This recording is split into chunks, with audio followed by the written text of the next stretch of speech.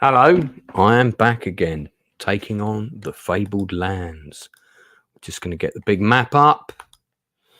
Here we are. So I've got all of the books now. In fact, if you saw the last stream, you will have seen that they arrived during the stream. In fact, so see if I can get this a little bit bigger. There we go. And I'm currently in the Kingdom of Sokara. I'm currently in Yellowport, which is here. And I'm about to go and explore the city a little bit. But before I do that, I just want to give a shout out to the Hillsborough families today, in particular the Glover family, who are very close to my heart. It's the 15th of April today. I should have been in Liverpool today. Two things stopped me from being in Liverpool today. One is that 20 copies of my play Waiting for Hillsborough on the same subject are arriving today at 4:45 p.m. and we've had a lot of posts go missing recently, and it was just too big a risk for me not to be in for that. The second thing is the train fare to get there was absolutely atrocious cost-wise, and as I have a rather large pending utility bill, pending,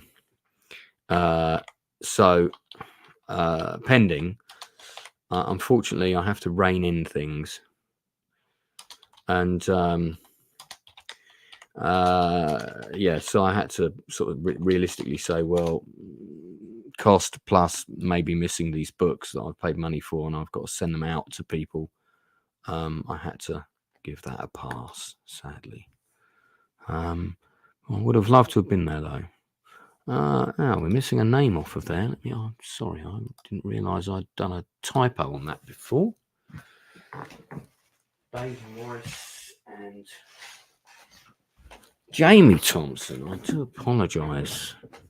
Just realised I missed the first name of the second individual. So these books that I'm playing are by Dave Morris and Jamie Thompson. They came out some time ago, I believe. They were first published. Let me see if it says.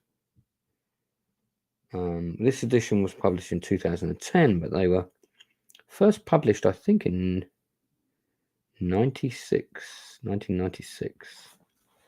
So we had got to the city of Yellowport, and I remember that we got there from entry number 65. We stepped through the Yellowport Arch, which goes to number 8, and then welcome to Yellowport. You turn to number 10, and 10 is Yellowport, and then we have all the options of where to go. So, hey buddy, how are you? Yeah, I'm going to be doing a few of these Fabled land streams, Desert Phoenix. If you ever want to come on, let me know. Apparently, the electronic versions of the books are available, so you might want to see if you can grab those. Somebody said they are available at a certain place, which I forget. Now, before I push on with my adventure, you'll have to forgive me in my usual inefficient Lance fashion. There are a couple of little minutiae things I need to deal with. First of all, I forgot to click the monetization doodah on this video, so let me just go and do that now quickly. Yeah, there we go. It's off, so I'll just save that. Do that now. None of the above, blah blah blah. And not that I'm going to make any money on this video, but it's a bit niche. I'll say that, don't I? It's a bit niche. And then what? Let me just refresh. There we go. There it is. Save that. And I also just need to check on select an action. I can't. It's still being disputed. Okay, so my Hillsborough Chew the Fat episode is currently not available in some countries. That's kind of annoying. I know it's because we showed a clip, but I'm also getting my intro is constantly getting flagged up for copyright, and it's not copyrighted. All of the material in the intro is our own, and this third party keeps copy flagging my intro music, which is really annoying. But anyway, let us continue on our adventure. I'm going to get the map of Sokara up as well, which is the area that we're in. Let me get my character sheet up, and I will open my dice app. I also have dice here, which I will roll when I need to. Unless I get into a combat, I'll probably just kind of roll off camera, just because it's a pain in the ass to keep shifting things. And I am waiting for this delivery, so just like yesterday, I might have to suddenly dash to the door at some stage. But I think we're good so far. So,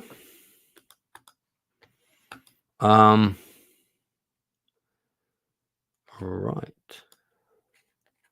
Okay. So,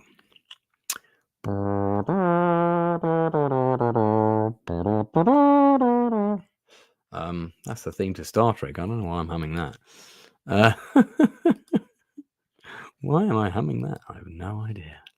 Right. So, just trying to work out if dice to this thing, but it I don't know what I'm doing wrong there. Pick up dice settings.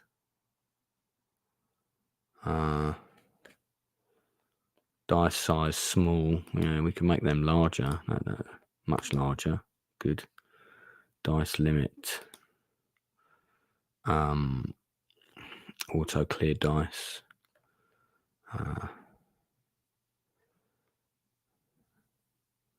And yeah.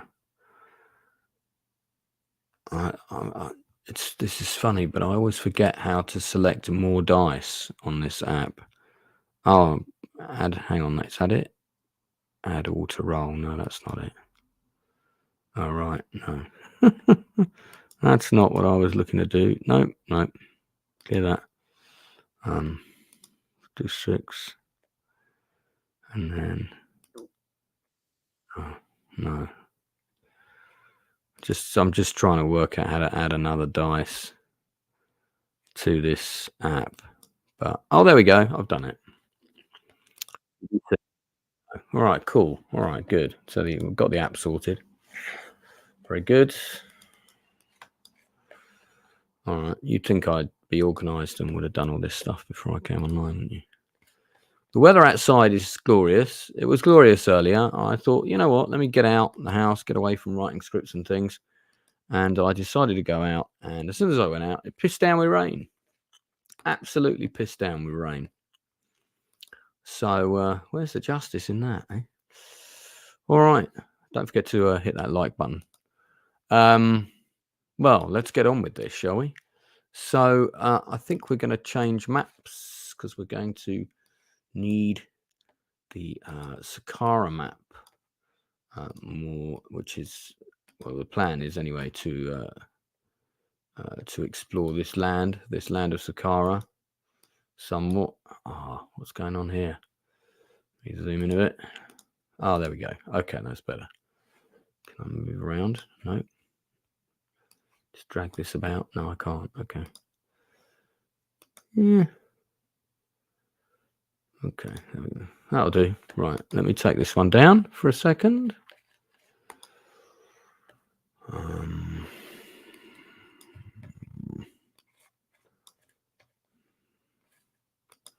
Man, I've got too many windows open here. I'm trying to just find where I am now. There we are. Okay, let's put this one up here.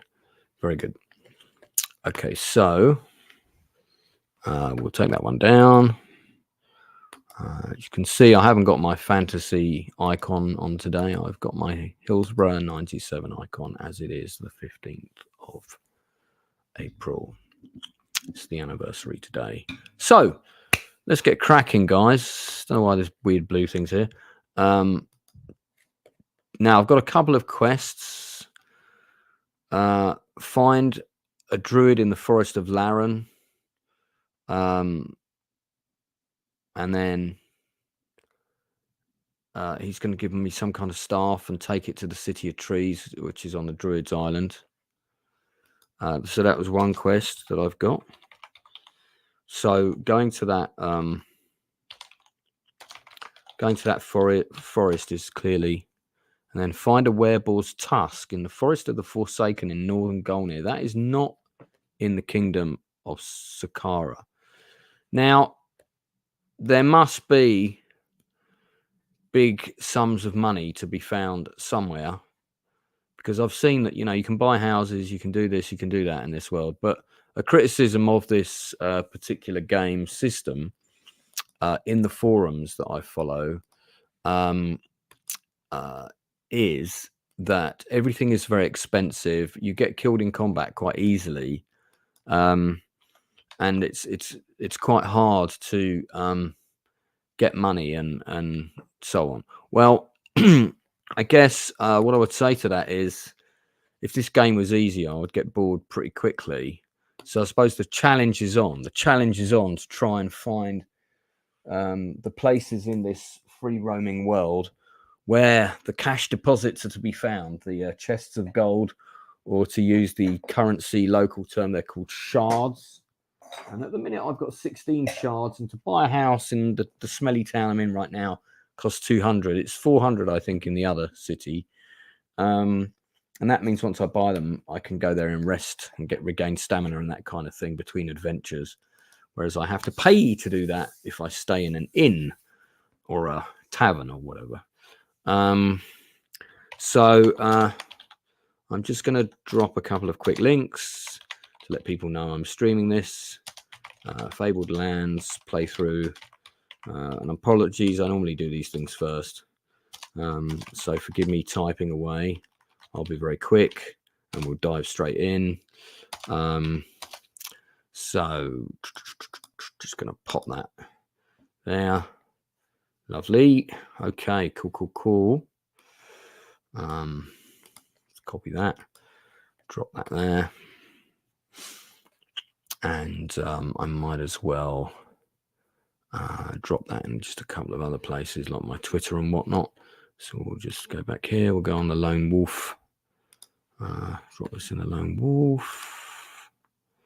That's part 2. Boom.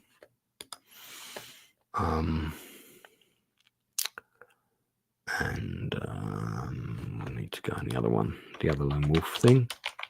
There it is. Drop it in there. Don't think I'm going to bother with fans of Singapore group today. If I drop in a non-related Lone Wolf thing, they'll probably get upset with me. And let's just do on Twitter.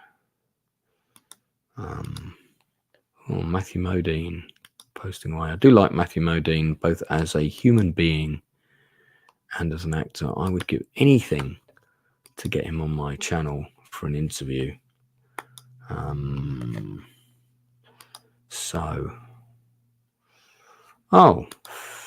Fab. Well, my friend, I'm being interviewed actually on myself on Friday, and my friend has just said he has just emailed. He's just ordered my new book.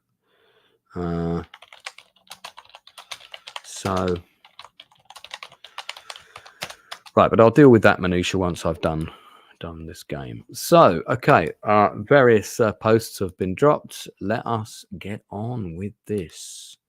So, okay, at the minute, I guess we're going to explore the town, which is at the bottom of the map there. Let me zoom in a little bit. We move this up. We can. So at the minute, there we are in Yellowport, the city on the stinking river. And I'm guessing we're going to want to go to Trefoil take this path up and go to the Forest of Lava and try and complete our first quest. However, I'm going to see if I can get information on a couple more quests before I do that and potentially explore the town. Now, I've got about 10, no, more than 10. I've got about 20 options here in the towns.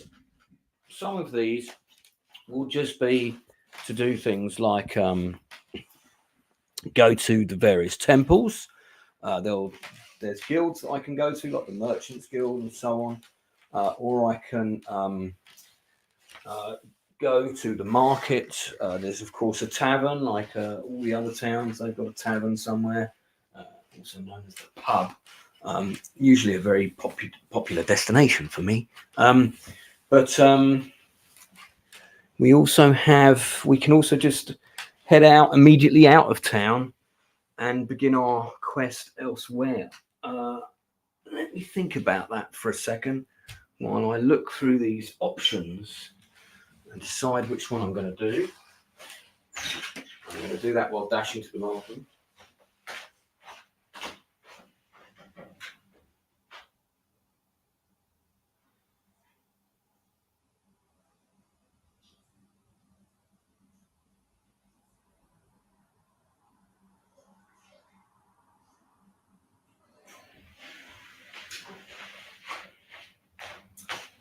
Yeah, note to self, go for a pee before you start the live stream next time.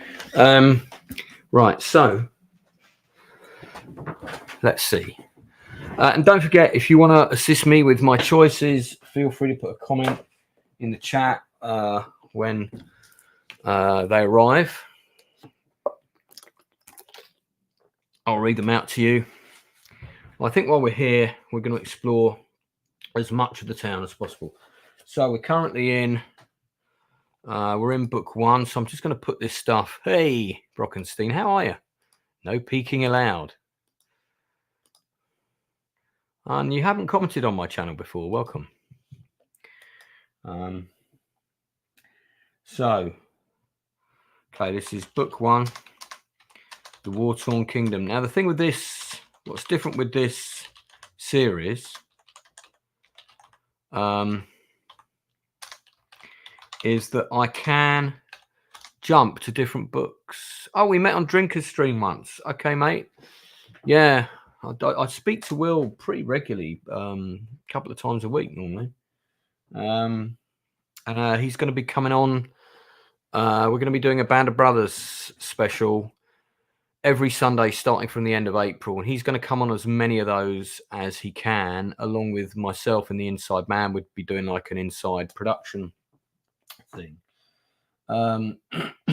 So Dave Morris, Jamie Thompson. I should invite them on, really, shouldn't I? The people who created this book. I might see if I can track them down later today and speak to them. So, yeah, and it's what's going to be. I know there's been a lot of Band of Brothers streams, mate, but what's going to be different about ours is the Inside Man not only worked on every episode, but he also took loads of stills, and we've got loads of stills that people will have never seen before.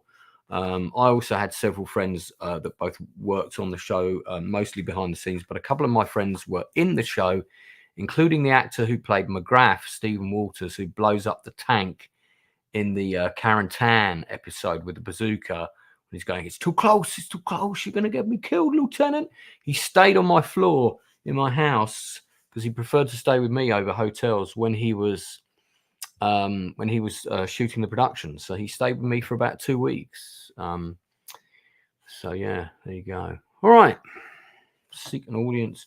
So I could seek an audience with the Provost Marshal. So we're on, we're on number 10, I think. We're on 10, right? 10. We're on 10. It's got 4 boxes. So I'm ticking the first city of Yellowport. Excuse the block capitals, but I'm just going to do that for any title places I'm visiting. Let me put that in my notes under... oh, yeah, I've already got it, in fact. Yellowport 6. And this is entry number 10, I believe, in this book. Yes. Yes, 10. Okay, so we're on 10. Yeah, entry 10. I'll put that. So these are the options. I'm just going to recap them. I can leave by sea, but then that costs money for passage. I'm not going to do that. So we're not going to go to the harbour. But that's one of the options. I can seek an audience with the Provost Marshal, visit the market, go to the Merchants Guild. I can explore the city by day. I can explore the city by nights. Visit my townhouse, which I don't have. Go to the Gold Dust Tavern. Then there are 4 different temples. And then there are 4 routes out of the city, including one towards Trefoil, which is probably the direction I want to go on that map. So I'm gonna stick with go to the merchants. I'm gonna work my way through these in order. I'm not going to seek an audience with the Provost Marshal because he sounds like a lunatic. And that's just asking for trouble and going to bring attention to myself, which I don't think I should do. So the first thing we're going to do is we're going to go to 30, which is we're going to go to the market. 30. And actually, for the benefit of while we're in this city, I'm going to put the locations down in case I want to revisit any of them later. So we're going to the market. Okay, so there's basically a list of things that I can buy and sell. Okay. For various shards and so on. I mean, there's nothing I want to buy. Clearly, magical wands are worth a lot of money. So if I can ever get any of those, I can come back and sell them. A lockpick, which would be really useful, but they don't have any to buy here, and I couldn't afford it even if they do. And then you've got things like rope, climbing gear. You can sell silver nuggets and so on. One trader is offering a treasure map for sale of 200 shards. He'll also buy an old treasure map for 150 shards. If you buy the map, note this paragraph number 30 for reference, and then turn to 200. Okay. So I don't have enough money to buy that treasure map. I wish there was an option to try and steal it because my character is a wayfarer after all. All right, so interesting market, but nothing for us to do. So we're going to go back to 10. And we're not going to go to the Harbour Master. We'll go to the Merchants Guild, which is 405. I just want to see. I haven't got anything to sell, but I'm curious to see what the options are there in case there's a quest. So the Merchants Guild, 405. Merchants Guild. And again, excuse the cats, but just going to be easier in terms of me looking at the screen quickly. And yeah, Brockenstein, thanks for the support. Thanks for coming on, man. And I think that's going to start on the 29th of April, I think, the Band of Brothers thing. I just need to check in with Inside Man to see when we can make that work. So... right, Merchants Guild. These are the options. Anyone listening, if you want to suggest anything, I can. The Merchants Guild is a large building of granite, plushly decorated inside to show off its wealth. Here you can bank your money for safekeeping or invest it in the guild enterprises in the hope of making a profit. You hear that the guild's master is looking for adventurers. Okay, so I might be able to pick up a quest here.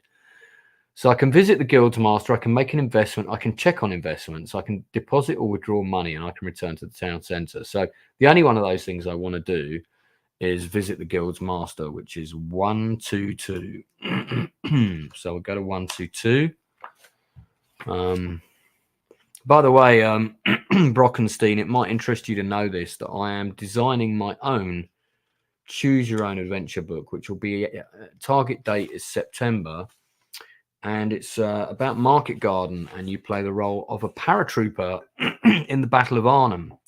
And it is possible for you as a single individual to cause a ripple effect to turn the tide of the battle by playing that book. It's going to have a combat system and all the rest of it. So I'm actually, I'm well into the design of it already. But one of the reasons I'm playing lots of different Choose Your Own Adventure systems like this one is I'm looking at what might work for my own series.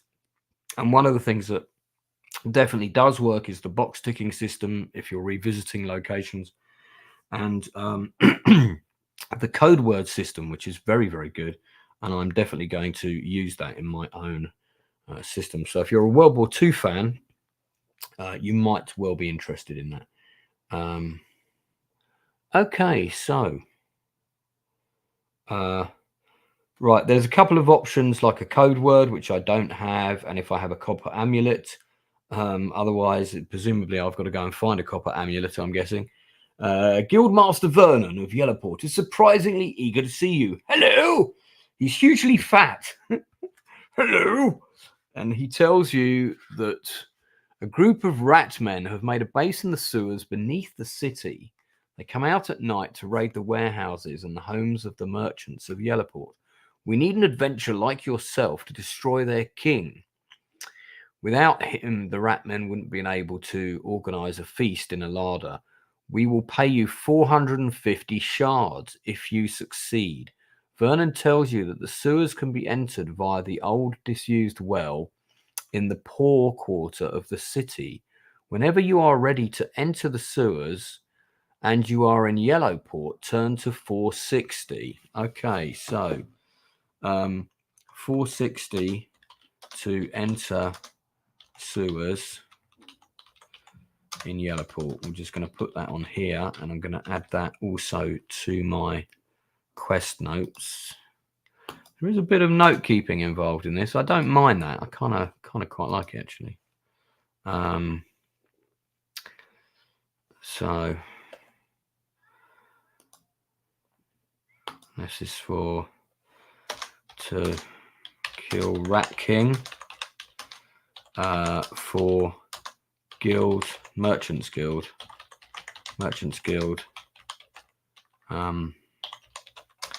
Yellowport for 450 shards. Now 450 shards could buy me a house, among other things. It's clear that I need the quests for the big money. I'm not going to go into the sewers just yet because I want to see if I can get some other things first. Okay, now you can return to the city, or you can go down to the sewers right away. I will return to the city first. Let's see what other quests we can pick up, if anything. Okay, so Gold Dust Tavern, 5 or 6. I think it's just going to tell me how much it costs and whatnot, but I'll pop in there. It's 3 shards to buy drinks all round and listen for rumors. Otherwise, and turn to 331. Otherwise, turn to 10. Okay. So, in other words, I can buy a round of drinks and listen to rumors for 331. That will take my shards down from 16 to 13. I've only got 16 shards at the minute. You know what? I might as well. There might be some useful information to be had. So, yeah, let's do that. So we're going from 10 to 506 to 331.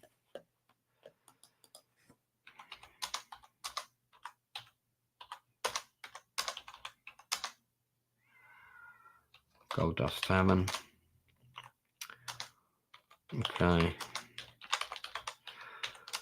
All right. What are the rumors? Drink up, locals. Tell me what you've heard.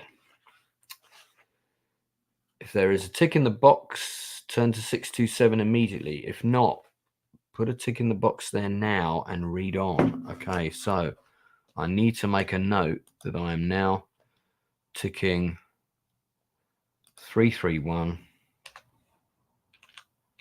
in book 1. I'm keeping all of this on my character sheet, by the way. It's getting quite busy.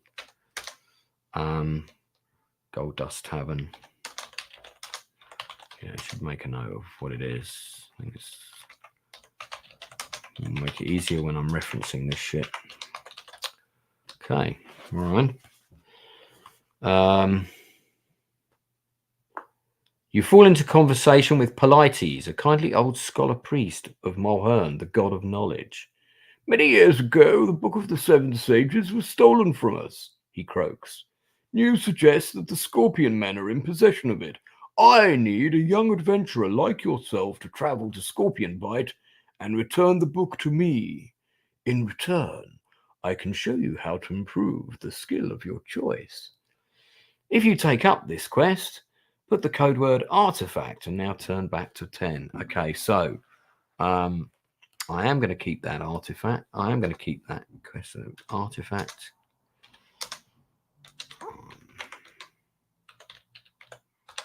I'll make a note. That's a quest code for Scorpion Blight. And what was the book called that I need to retrieve? It was called the Book of the Seven Sages. Sounds like the sort of thing that David Koresh would love. The Book of the Seven Sages. All right. Apparently there's a video game adaptation of these books. Now you tell me. Really? I could be playing that. I wonder what it's what console it's for. If anybody knows the answer to that question, please put it in here. I might try and get that. But I don't know, there's kind of a charm to reading these books. Plus I can take this on the tube when I'm traveling about. Not that I can broadcast that to you, of course. All right. So I picked up another quest for 3 coins. Going to go back to number 10 again. Might open the window, get some fresh air in here. Let me do that quickly.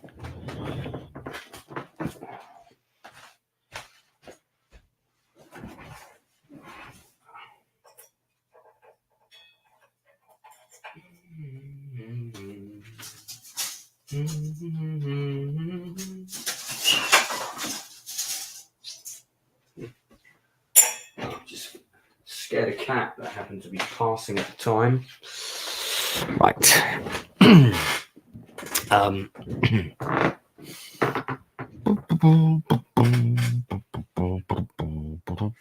Okay.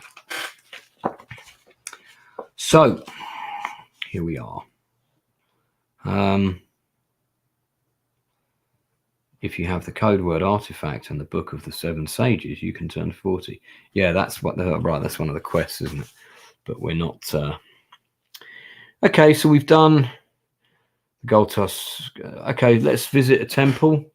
Temple of Makar, 141. There's often quests to be found in temples.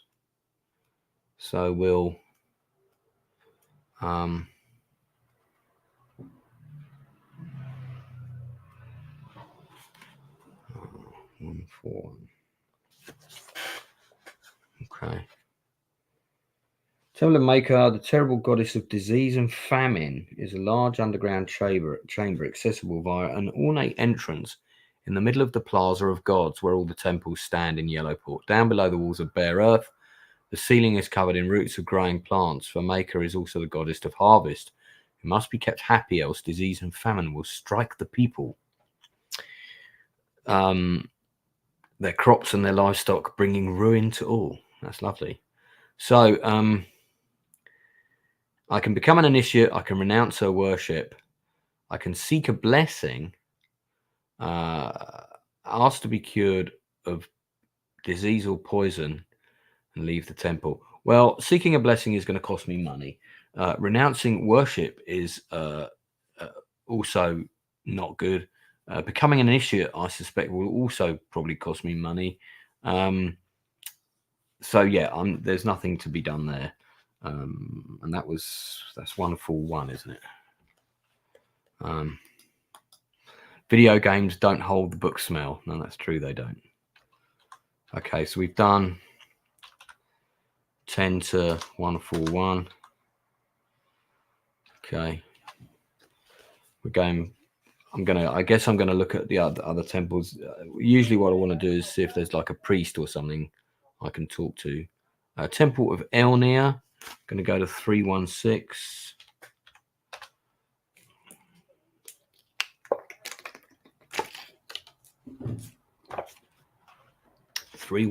Says, let's have a look. The Temple of Elnir is an opposing edifice of grey stone inlaid with yellow marbling. Elnir is the god of sky and kingship. He is the ruler of the gods. Okay, well. His dreams are the clouds before a storm, says a passing priest. There's not an option to speak to that priest, somewhat sadly. But I'm curious to see what it involves to become an initiate of Elnir. And to do that, I need to go to... I'm not necessarily going to become an initiate. I'm going to definitely exercise my option to piss off. But let's see what it says that I have to do to become one. It says, being an initiate of Elnir gives you the benefit of paying less for blessings and other services the temple can offer. It costs you 60 shards to become an initiate. You cannot become an initiate of Elnir if you're already an initiate of another temple. If you choose to become one, write Elnir in your god box. Cross off 60 shards. Once you have finished here, turn to 316. Okay, well, I'll turn to 3. I haven't become an initiate. So if the passage is relevant to that, oh no, that's just taking me back to the temple again. Okay, yes, of course it has. 316. Okay. Okay, well, let's just see what seeking a blessing involves, as I haven't done one of those yet. I'm guessing it involves money. But let's have a look. Curious to see. If you're an initiate, it costs only 10 shards to purchase Elnir's blessing. A non-initiate must pay 25 cards.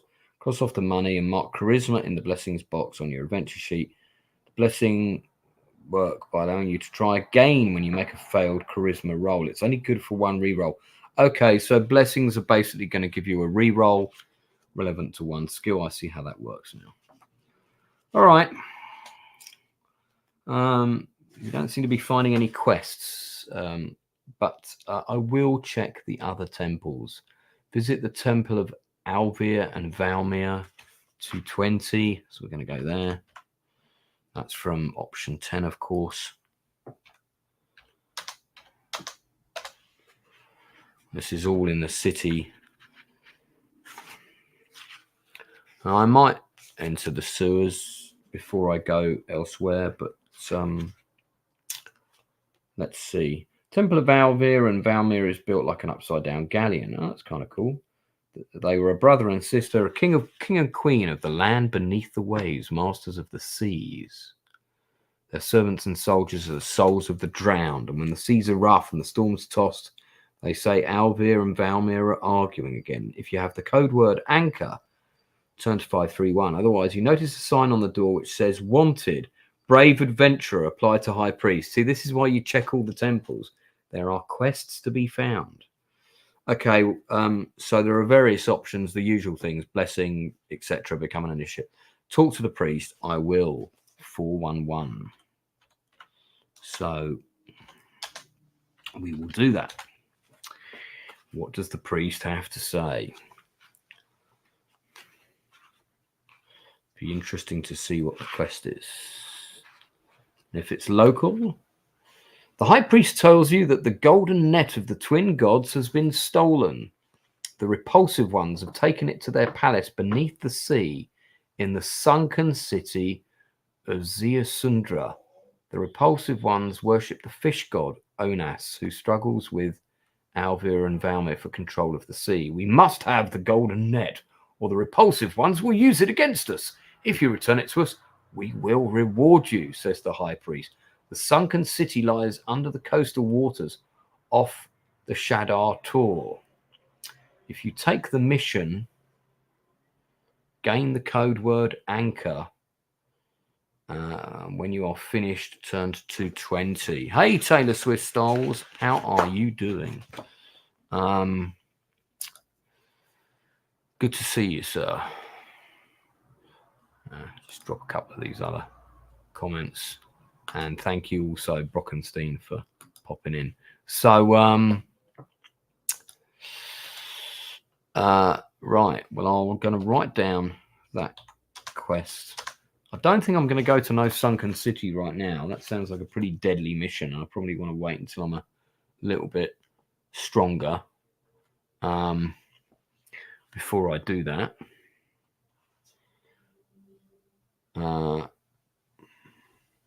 anchor, right?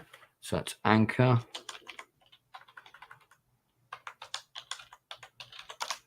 Quest code, golden net.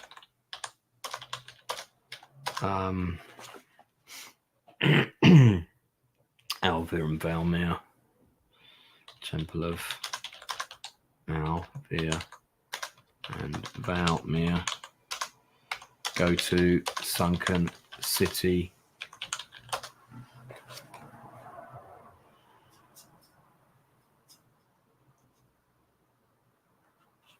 Off the coastal waters. Off the coastal waters of... Might just check where this is on the map as well. Shadar Tor. Shadar Tor. Let's see if that's on this map. I'm not seeing it. Hold on a second. Let's see.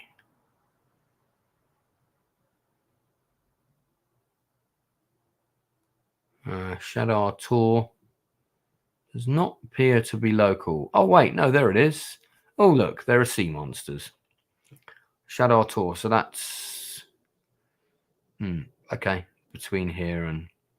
So that's another quest on this map. So we've now got 3 quests on the map and 1 in the city. Go to Scorpion Bite up here. And then we have 1 quest in the forest of Larun. Definitely pronounced like that. And 1 in the sunken city off of Shadar Tor.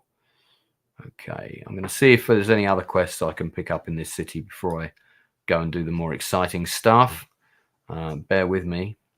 And for anyone just watching, I'm currently in the city of Yellowport. Okay. All right. So we go back to 10.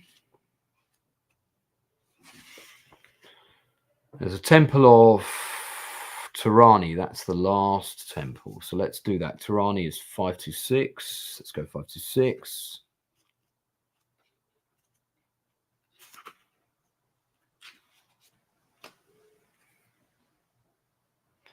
Temple of Tirani.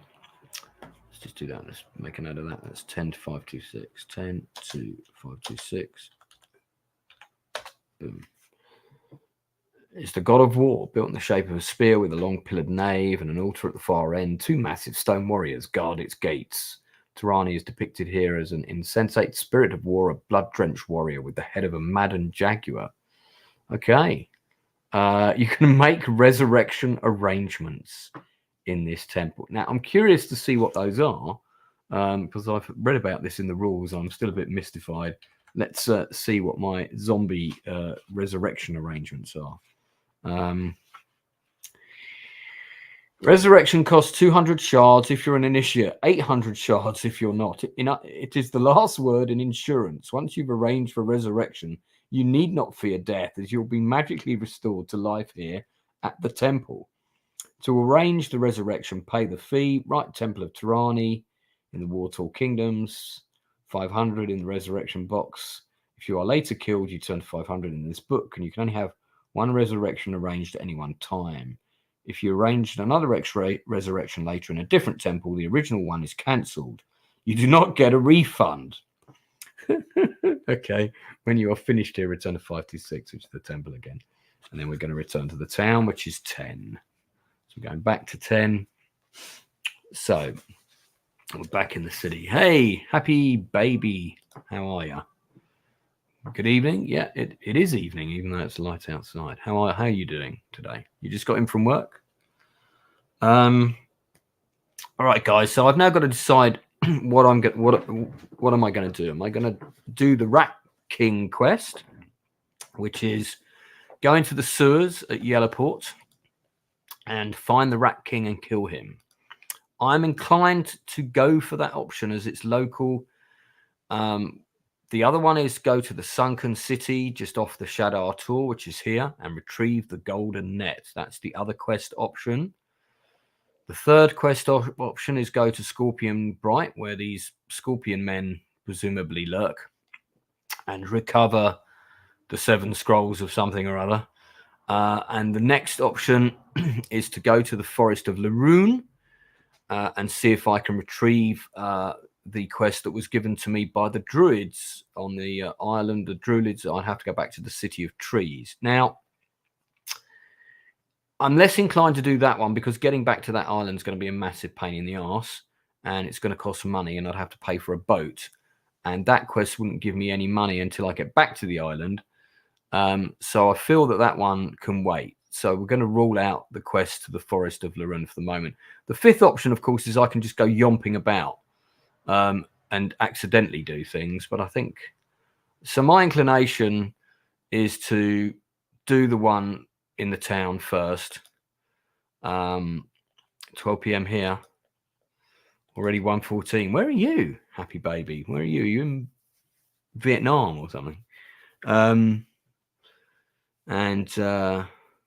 Brockenstein, you must be East Coast. I think you're East Coast America. All right, so yeah, so we're going to go 10 to enter the sewers is 460, but I can explore the town at night and go to 442 first, but that sounds like I might get mugged. Let's just go to the sewers while it's daylight, okay? 460. There's also explore the town by day 302. So no, let's do the quest. Let's go. Okay, we're entering the sewers, guys. Here we go. 460. Let me chug on some H2O.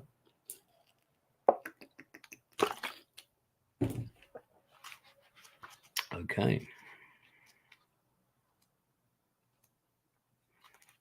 460. You climb down an old disused well in the poor quarter of Yellowport. If you have the code word acid or copper amulet, turn to 327 immediately. I think I do, because I think that was the code word for the quest, was it not? Hang on a second. Let me move that down here. Getting a bit congested here. Let me close that.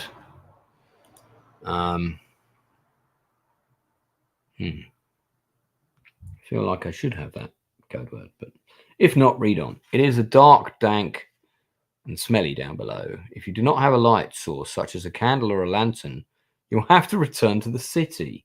If you're a mage, you can use sorcery to create light. If you follow a tunnel into darkness, turn to 164. Okay, so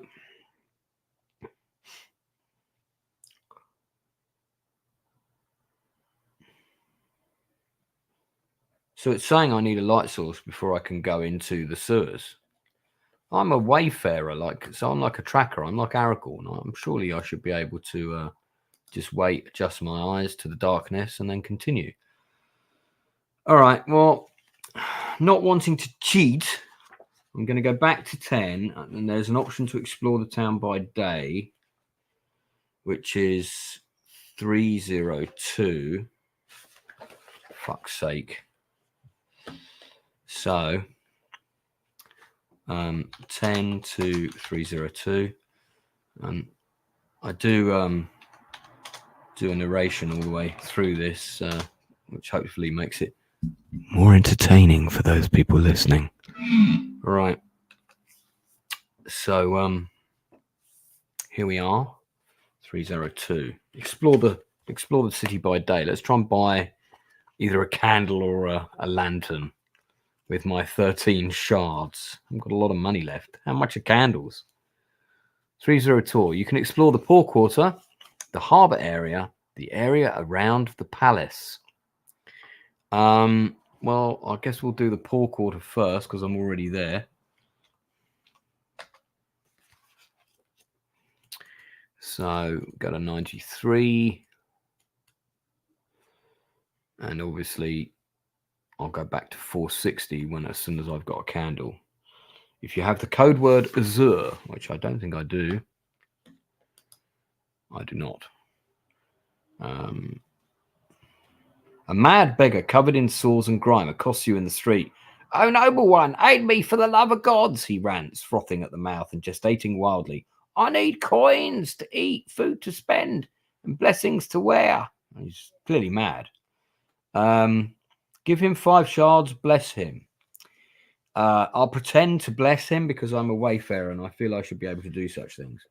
So, 632.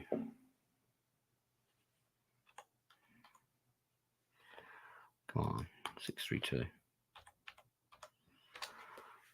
I give you a blessing, my son. Now go in peace. 632.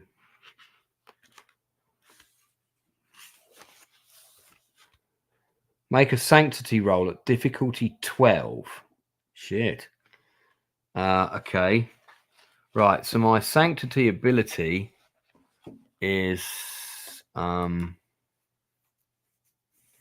might fall asleep. No worries. No worries, buddy. Appreciate you hanging in there with me and giving me the watch hours and all that stuff.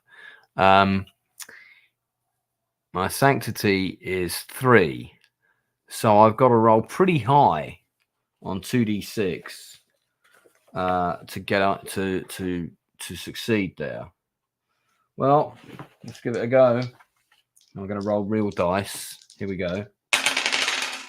I have rolled an 8. That's not bad, but with 3, that's only 11. So I think I've failed.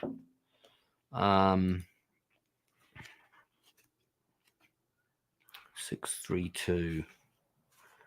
Failed sanctity roll. Go to 125. Okay.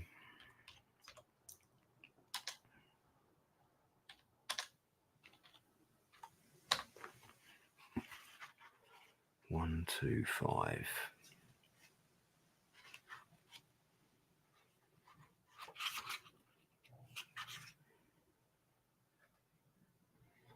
You mumble a prayer to the gods, but you're not sure if you got the ritual right. The beggar thanks you and babbles, yes, yes, now a new doublet for an old beggar. I shall wear it with pride. He wanders off, stopping a passerby to show off what he thinks are his new clothes. Poor old fool. Okay. Return to 10. Right, so I guess that's that's me exploring the city. I could go to the palace. I think there's an option to go to the market, so maybe I should. Let me go back to the market, 30, and see if there's any candles I can buy or a lantern.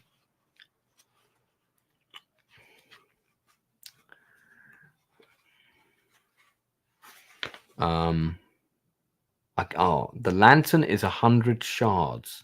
Fuck. All right, well, I think we're going to have to skip the sewer quest and we're going to have to go for Scorpion Blight then, I think. Because I don't see how I clearly can't go down into the sewer without a lantern. I can't afford to buy a lantern, so I'm going to have to head out of the city and go for Scorpion Blight, which is the next nearest quest. So let's have a look. I can head northwest across country, northeast towards Venefax. That is the way I want to go. 621. 621. Okay, I'm going to put a note in there. So, leave Yellowport.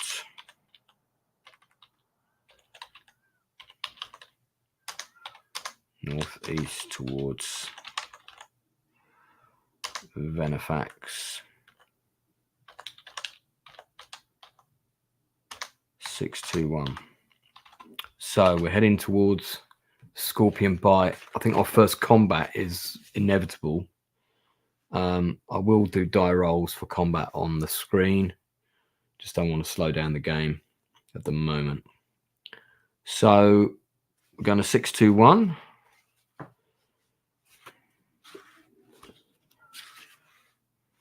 And the deal here is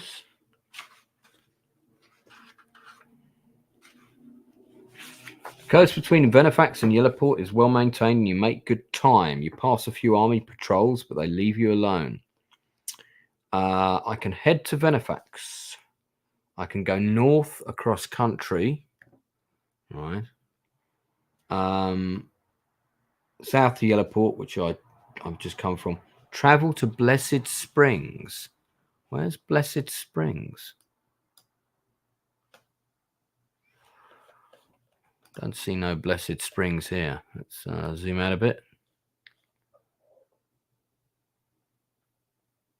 Oh, right. Go direct to Blessed Springs. Well, we don't want to go Blessed Springs. So I think the thing that's going to take us closest to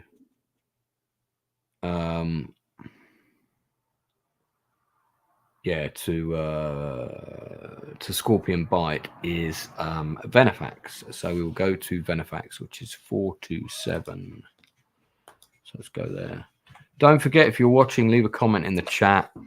Let me know if you've played this series. If you haven't and you want to help out with my choices, you can feel free to chuck in a suggestion. At the minute, I'm on a quest to go and get the thing from the thing in Scorpion Bite on the map there. Do you like this map? It's quite childlike in terms of its art. I kind of like it because I guess it's supposed to be drawn by like an adventurer on their travels. So I guess it wouldn't be too ornate in its design. Right, so Benefax looks like a town that has been, I'm not sure if that means it's been destroyed. It looks a bit like a ruin on here, but I guess we'll find out. Let's find out.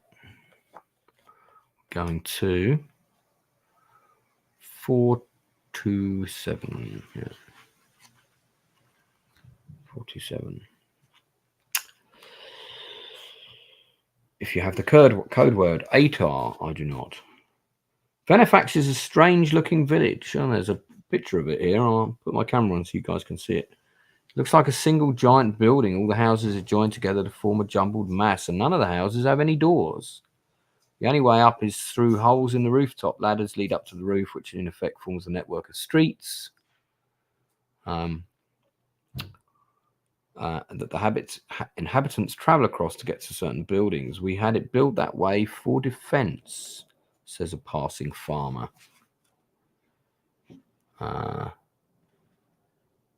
You see, the Scorpion men from the south cannot climb, so they can get inside the town. Okay, interesting. I'm gonna put my camera on, show you guys this this image. Let's move the microphone out of the way. Hey, Thomas, how's it going? Yeah, Fallout's good. This is what the town looks like. Let's go big on that. Looks like that. Kind of weird looking town. And then my options are these. These are the options, guys. I can go to the market. I can go to the Scorpion Stings Tavern. I can visit the village healer, which I don't need to do. Chat to one of the villagers on the rooftop. Go south into Scorpion Bite. That's where I've got to go. But I think it would be good to see if I can get some more info. So I'm going to say we should talk to a villager and also go to the tavern. I think those are the options we want to explore. Thomas, this is a choose your own adventure book called The Fabled Lands. All the books are in the picture that are in the background here.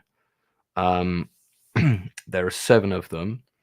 It's an open world gaming experience, so that the plot's not linear, but you kind of pick up quests as you explore. It's kind of cool.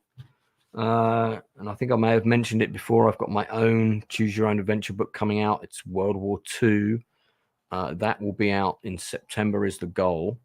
So I'm kind of keen to explore other gaming systems of this type and see what things they use.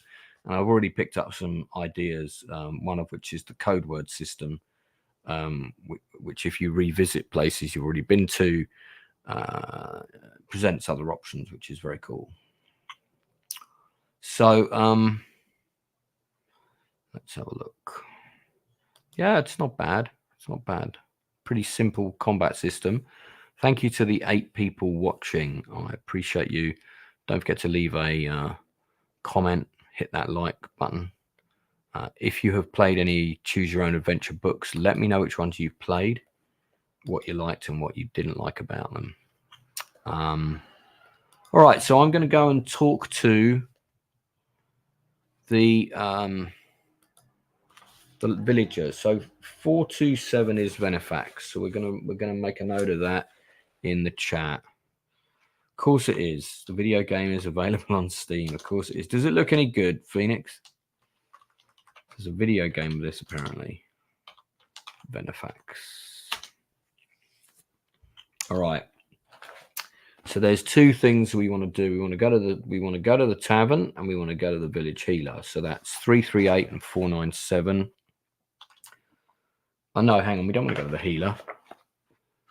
We want to chat to the villagers on the rooftop, which is 63, and then we want to go to the tavern. So let's do 63 first.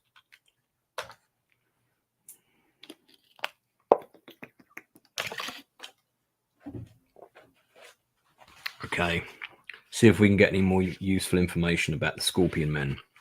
If you have the code word ATAR, turn to 578 immediately.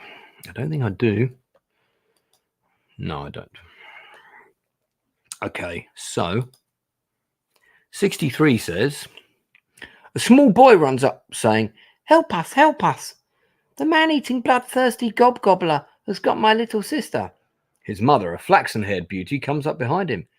Surely you mean bloodthirsty, not Thursday, you ask. Oh. The man-eating blood Thursday god gobbler is so named because it hunts only on Thursdays. The boy's name is Mikhail. That's really weird. That's the same name as my cousin who passed away. And his mother is Lynn. Her husband, is away in the army.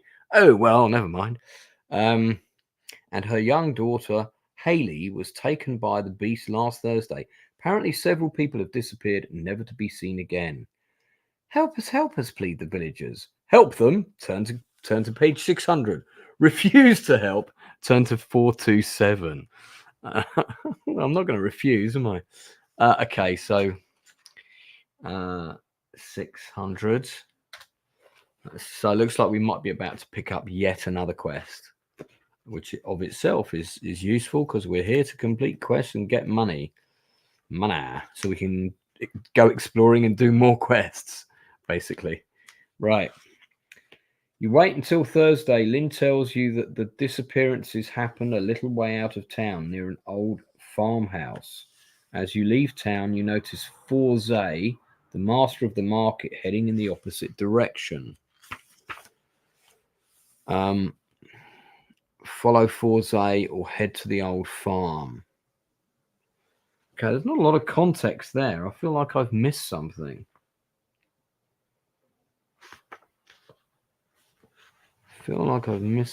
There. Who is this master of the market? I guess I can go to the old farmhouse anytime. So let's follow Forzay's, which is 383. But to go to the farm, I'm going to put this in brackets. Head to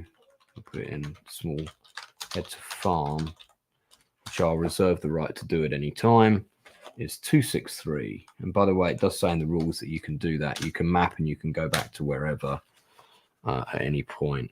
So we'll follow this guy, 383. Let's see what he says.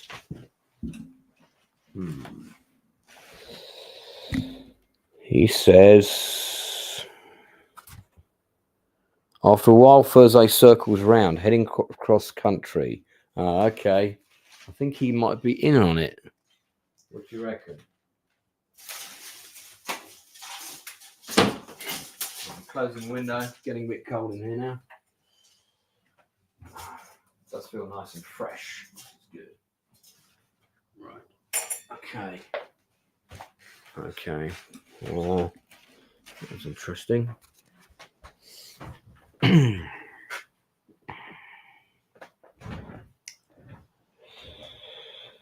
Right, now I've got to do a scouting roll, difficulty 9. Now, the good news is my scouting skill is quite high. For those people watching that haven't played the game before, you've got 6 abilities: charisma, combat, magic, scantity, scouting, and thievery. And my scouting is level 6. No skill can ever go higher than 12 or lower than 1. So on 2 dice, which is what you use to do rolls, I basically need to get anything but a double 1. Fuck off. Oh, Lance, what are you like? I just rolled a double 1. I'm being honest here. I have just rolled snake eyes. I have failed my scouting roll, even though I'm a really good scout. 263. Was that the option to, yeah, head to the farm? So, you're passing through a wooded glade when you hear a horrendous trumpeting noise. Suddenly, a massive bear-like form about the size of a large ball appears in front of you. I would have detected that, I'm guessing. It looks rather like a large, huge, hairy toad with a gaping, toothy mouth. The creature breathes a billow cloud of noxious sulphurous gas at you. You feel your head swim as you start to fall asleep. Roll 1 dice, subtract 1 from the total. If the total is greater than your rank, turn to 491. Otherwise, turn to 72. Got a horrible feeling, lads. This might be my adventure ends here. God damn. How did I fail that scouting roll? All right, so my current rank is 1, which means and subtracts. I've got to roll a 1 in order to survive this. Fuck's sake. 1. Ha ha! My bad luck continues, but fortunately, well, what is it with these dice and 1s? Okay, so I've rolled a 1. I think that means I survived. Let me just check again. Right, roll a dice, subtract 1 from the total, so the total is 0. So if the total is greater than your rank, turn to 491. Otherwise, turn to 72. 72.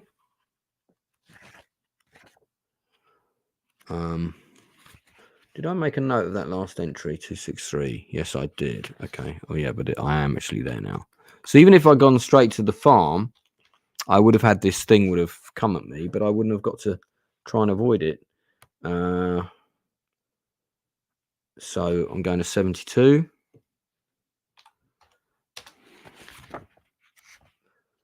You manage to shrug off the effect of the toad's farting gas. You can attack the beast or you can run off. I'm going to avoid the combat for the minute because I'm still only level 1. And I don't think I can survive another round of its honking abilities. So I'm going to run off. So the option is 527.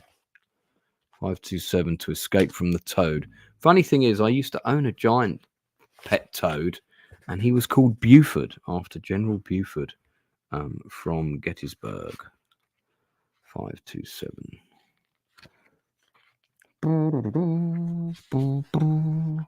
You run off, leaving the terrible gobgobbler behind.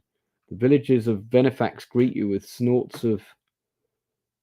Oh, hang on a minute. I've got to kill this thing, haven't I, to succeed the quest? This is the creature. Oh, I didn't realise that. Okay, hang on. No, so sorry. I've got to attack him. 371. This is the quest. This is why I've gone to the farm. I thought this was just a random monster. Okay, so I am going to attack him. Okay, 371. Because I guess I've got to rescue them. With a war cry, you leap to the attack. Your first blow rips away a huge chunk of its body. Suddenly a voice pipes up from inside the gobgobbler. Help, help, lads, this one's a real fighter. You realise the gobgobbler is a man disguised as a monster. Right, this gets weirder all the time. But then 2 thugs, bandits by the look of them, run out of the woods to attack you. You fight them one at a time. First bandit, combat 6, defense 4, stamina 6. Yeah, right. Okay. I've got to win the combat, otherwise I'm dead. So, okay, well, this is my first quest. Let's do it. I'm going to get the die roller up because I'm going to die roll my combats in public, so to speak.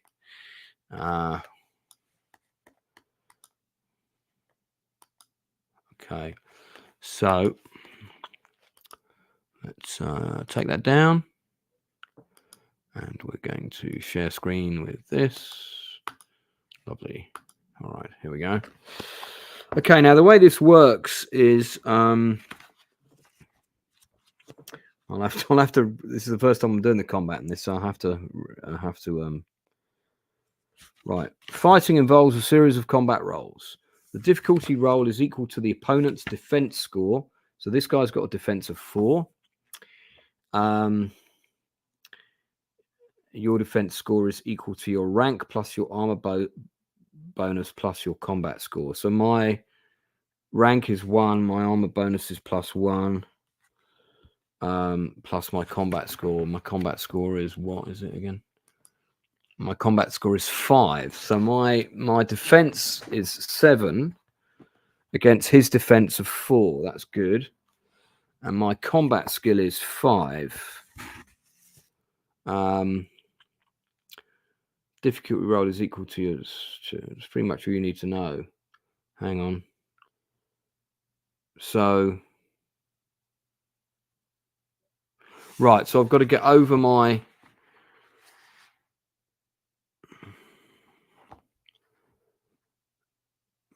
Hang on. I just want to make sure I've got this correct. Let me read through a combat example. I don't want to get this wrong.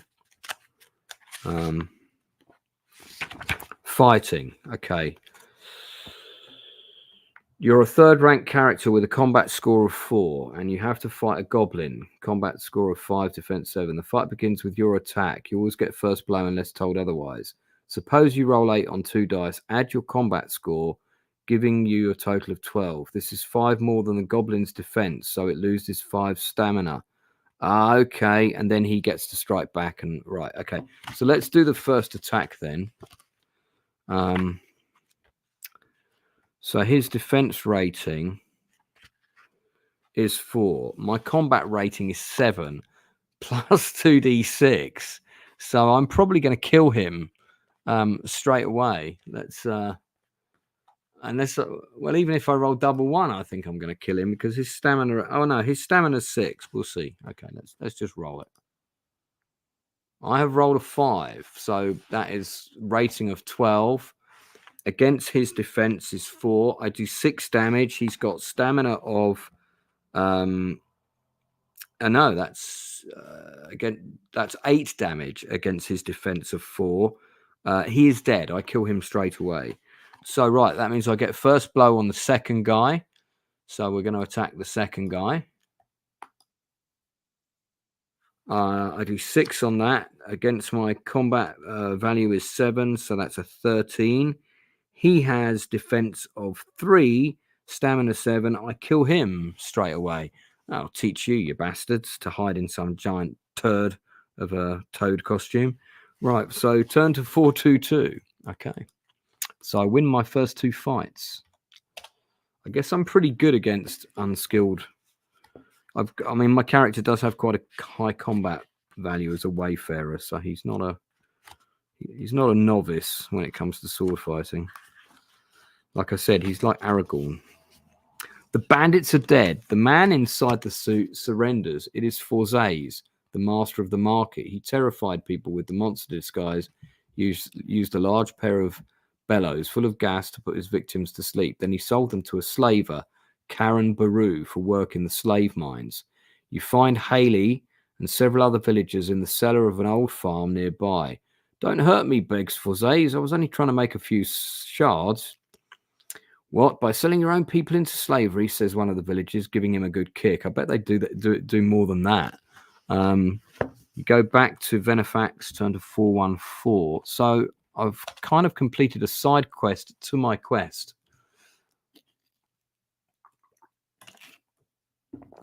That's quite handy. Chugging on some water there. So my apologies. Haley runs into her mother's arms. It's a tearful reunion. Lynn, the mother, gives you a suit of chainmail +3 for defense. Ooh, that means I can sell my leather jerkin. So that's rather good. So my defense has now gone from +1 to +3. So I'm going to make chainmail is my item number 5. I can carry up to 12 items. So that means that I can... now, you can only wear one item of defense clothing. Personally, I think you should be able to wear a leather jerkin under chainmail, but hey, I guess it's too heavy. She also gives me a sword. So I've now got a spare sword, which I can sell. I've already got one sword. So when I go back to the market in town, I can sell that. Yeah. Just looking for I'm looking for a symbol on my keyboard and I can't find it. Oh, this will do. Okay. All right. So I've got 2 swords. All right. These have been in my family for generations. It is all I have to give, she says. Oh, feel bad for taking them now, but not that bad. Forzays is hauled off to the local magistrate for judgment. He will probably be sold into slavery. Gain the code word ATAR and turn to 427. All right. That's pretty good. 427.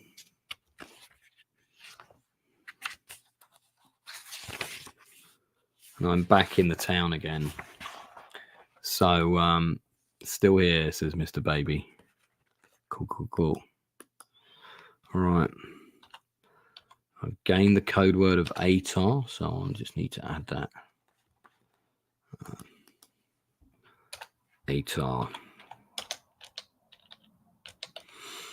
Okay, I'll now go in the pub for a drink before we go to Scorpion Bite. So Scorpion Sting Tavern is 497. I'd expect to have my drinks bought for me as I just saved everybody in the town. I mean, you know, just saying. Tavern costs you up to 1 shard per day. Yeah. If you want to spend 3 shards buying drinks for locals. Now, I'm going to call a veto here and say that that's bullshit and that the locals would definitely buy me a drink. So I'm going to go to 525 without spending any money. I think that's a fair call. So we'll go to...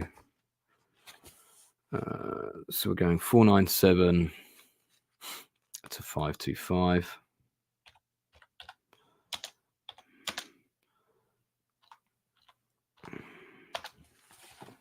I didn't actually get any money for that quest, but the chainmail is useful. I'll give them that. 525.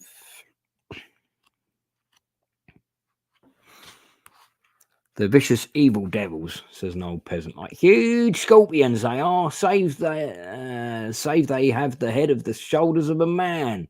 Intelligent too, forever seeking to pillage our town, but they can't climb up the ladders. A soldier in the local militia speaks up. They hate fire too. All we have to do is sit atop the town and pepper them with flaming arrows. They can't stand that for long. Mind you, things are getting bad. Yeah, they've got a sorcerer now. Yeah. A young man, blind in one eye and paralysed down one side, says, "They got a terrible sting as well. Their venom did this to me. There's not much else to hear." Oh, hang on. There's not much else to hear. So you leave. Their venom did this to me. I don't know what he shows me. Presumably his testicles are swollen or something. Turn to 427. Okay, so back to the town again. Ungrateful lot. Yeah, I know, right? I definitely am not paying for that information. I'll definitely go in and say, hey, I'm the guy that just saved lots of people, tell my story, and then I'm sure they would chat to me. Sometimes I think, I'm not going to break the rules on here, but I am going to call veto. Right. Okay, we're now going to head to Scorpion Bite. So that is 492. So it's 427 to 492.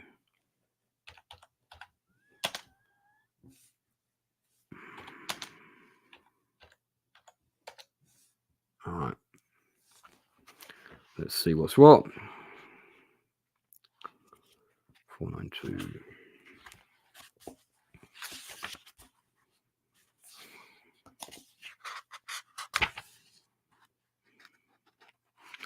You're on a rough track that runs between Venefax and the territories of the Scorpion Men, slogging your way through hot, dry scrubland.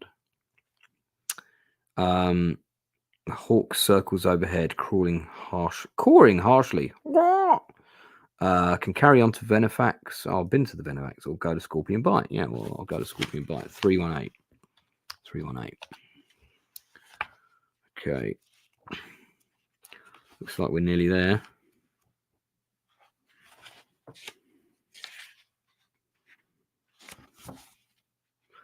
A scorpion man scuttles out of the brush and to confront you. It resembles a huge scorpion, but with a human head and torso. It holds a sword and shield in its human arms. The creature's eyes blaze with an unearthly yellow light. It scrabbles towards you with frightening speed, whipping its sting up around you. You must fight it. If you win, if you lose, you'll finish unless you have a resurrection. Okay, so its combat skill is not very good. He's only got combat 3, defense of 6, which is pretty decent. So my combat skill is 7. My current defense is 3. Okay.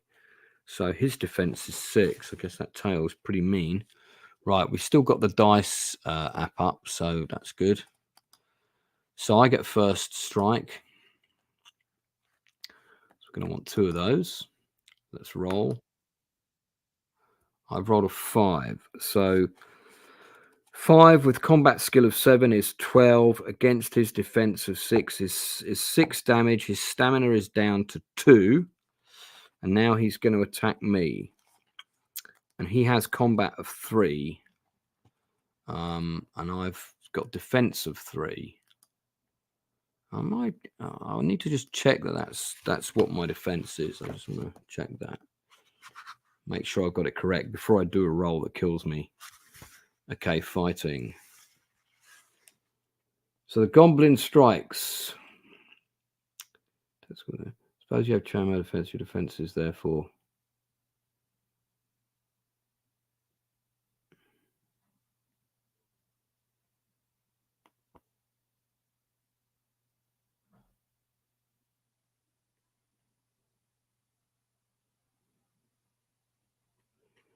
Okay, I'm a little confused here.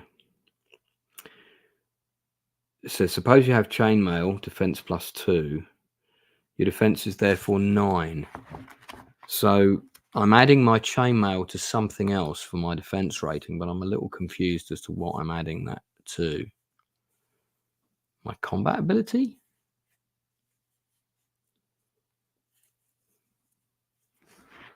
Okay, let me reread this. If there's anyone watching in the chat that's played Fabled Lands and wants to clarify that for me, please speak now. Okay, let's defense. Here we go. Your defense score is equal to your combat score plus your rank plus bonuses for armor. Okay, sorry. Right. So my rank is 1.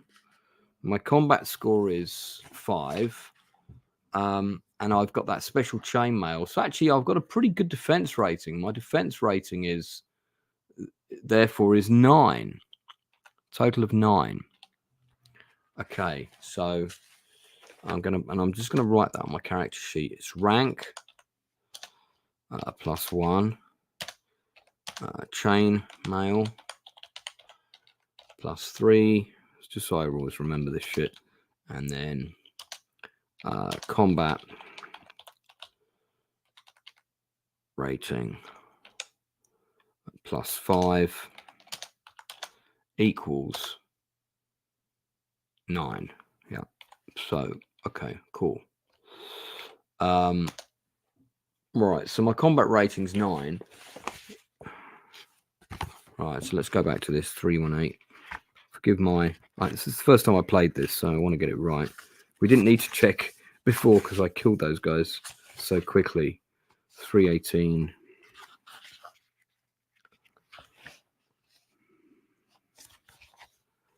Right, so he's got a combat skill of 3, which is pretty shit.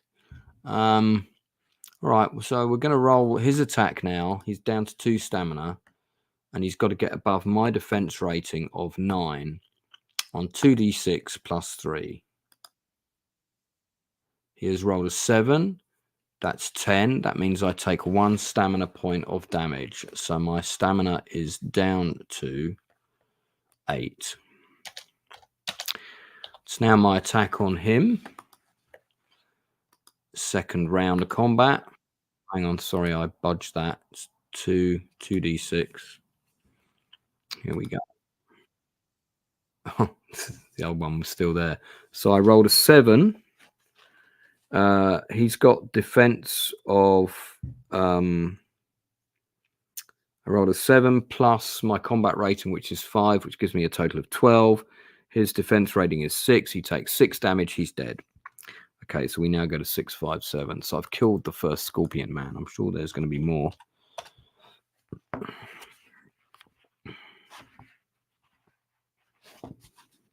Okay. The creature falls dead. You squeeze a little of its venom from its sting. If you do, you can put scorpion venom on your adventure sheet. Oh, I'll definitely take some of that. If you're wounded in that fight, you've been poisoned. Oh, fuck yeah, I was. I took 1 point of damage, didn't I?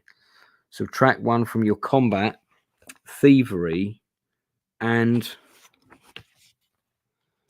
scouting scores as you're severely weakened. Right.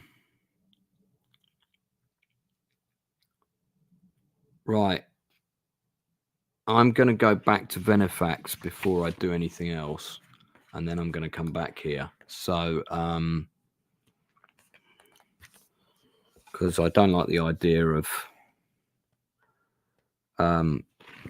being wounded.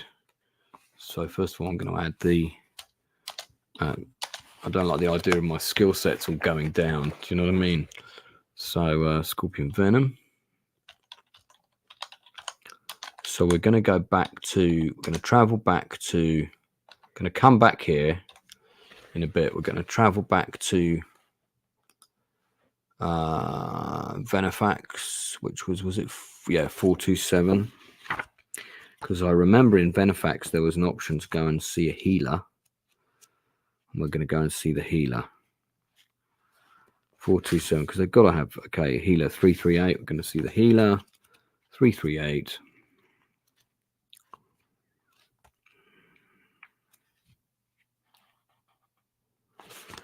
Climb the ladder down to a house smelling with herbs, plants hanging on the walls. The healer, an old woman, can cure you of poison, but is unable to cure disease.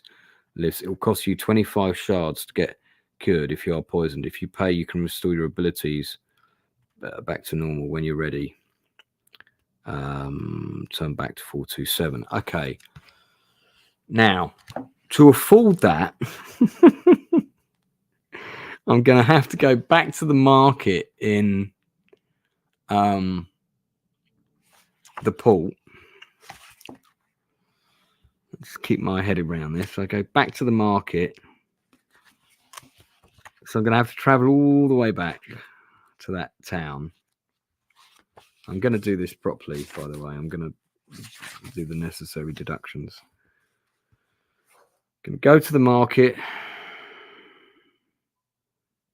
And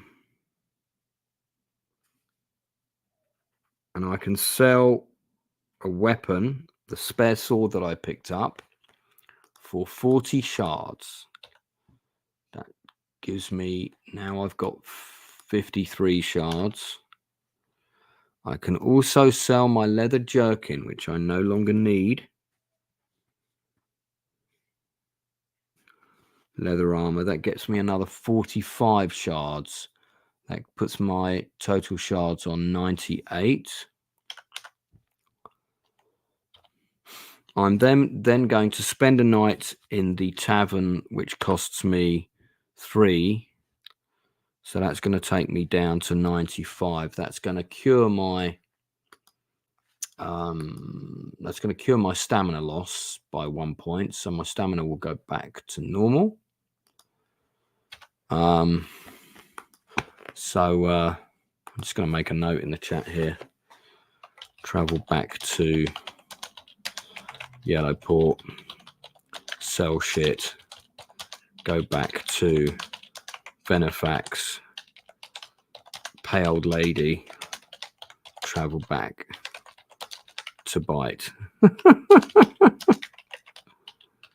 God's sake, scorpion bite. Now, it was 25 shards for that healing. So that's going to knock me down to 75. And I'm going to ask her for another potion of the healing thing, which would take that down to 55. So I'm going to have a potion to heal from scorpion poison on me. Now, it doesn't say that you can do that in the book, but I mean, it says you can pay for one for 25. So I'm going to take that as a given, right? 6. So see, this is the benefit of making a lot of notes when you're doing this. Right, okay, cool. Right, so scorpion cure. Right, and then we're going to go back to 657 again. Having spent the night and done all those things and feeling refreshed and having cured my wounds. So that was like a 2-day effort, probably. I guess this is the downside of being hit by scorpions. I could have sold the scorpion venom at the market as well, but I'll keep that for now. So so scorpion antidote, yeah. Antidote. All right.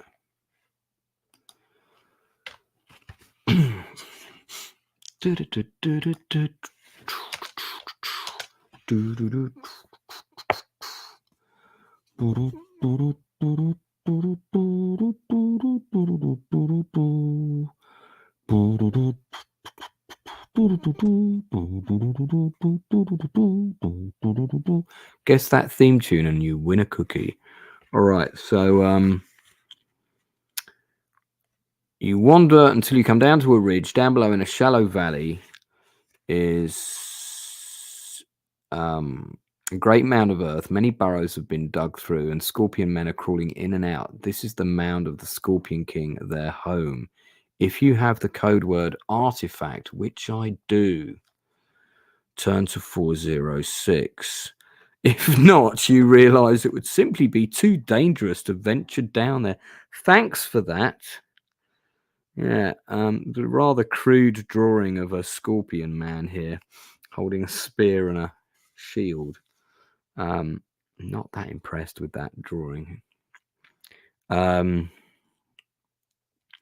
right, so we're going to go to 406 because we do have that quest code word. I mean, you know, couldn't I try and talk to them? Does it have to be all stingy? You know that the Book of the Seven Sages that Pilates wanted you to get lies within the mound. If you don't want to go for it now, you can leave by turning to 492. Otherwise, you wait until nightfall and then creep towards the mound and you make a thievery roll at difficulty level 9. Right, now if I fail this roll, I'm going to die. So my thievery ability is 4.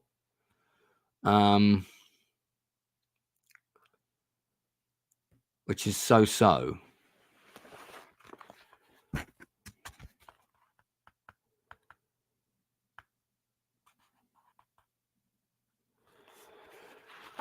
I'm pretty.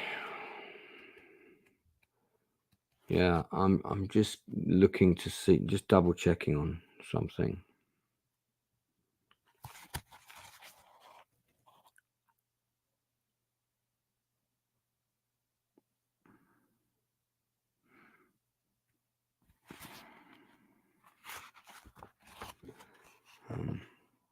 How do I advance in rank as well? That was another thing I wanted to check.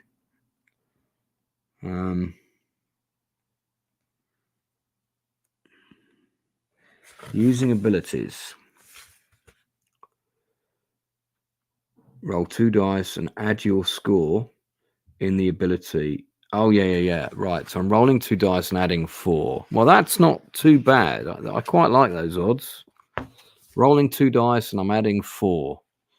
Yeah. I was getting it slightly wrong in my head there. Okay, let's do it. So we're going to add 4 and we want to get over 9. Okay, if we don't, it's going to be scorpion shit all over the place. Oh, look at that. Double 5. It's 14. I'm going to put the map back up, which is a bit more. Okay, man. Thanks for popping in. I really appreciate you, man. And spread the word about the channel. I'd really appreciate that. And hopefully I'll be back on Drinker's channel soon when he deems appropriate. So let's do this. All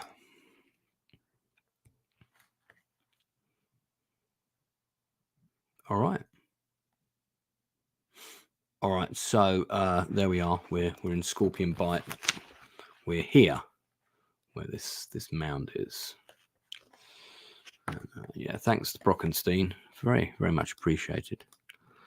Okay, so successful thievery roll. Go to 449. So I think I'm about to complete this quest.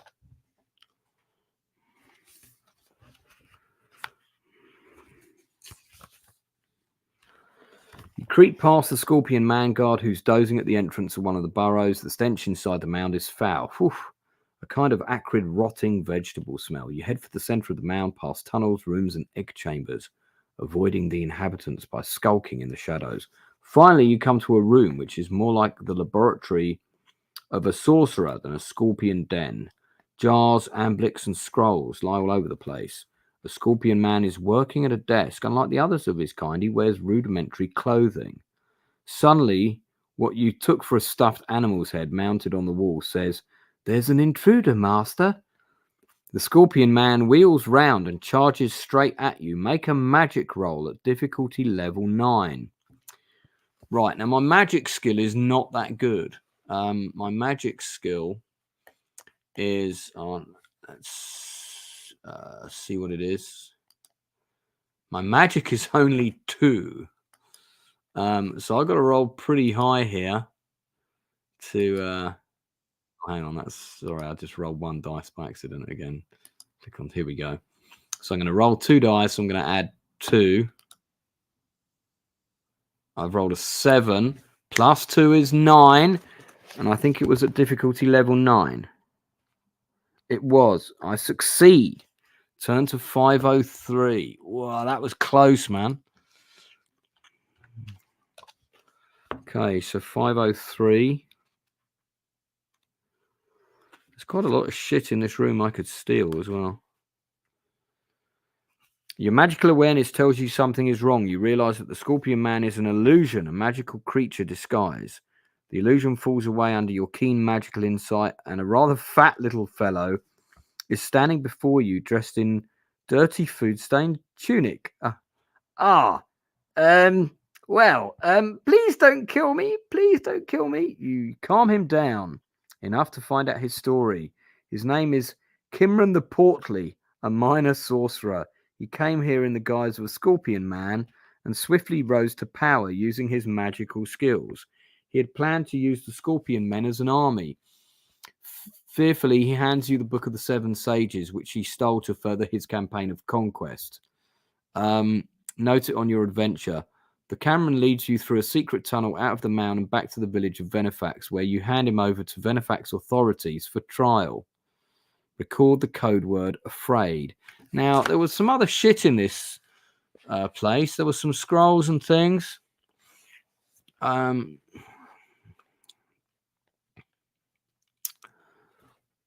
Okay. So, first of all, code word afraid. I got to write down afraid 7. afraid. What's the time? 7:10.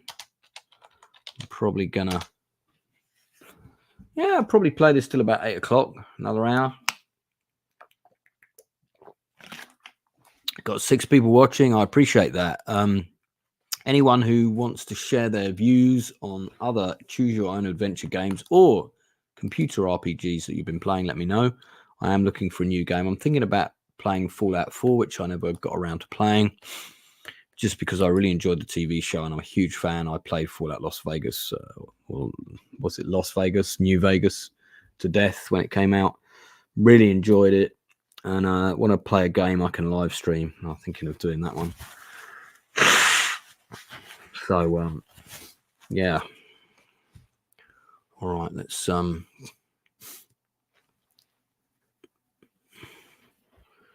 what we're doing.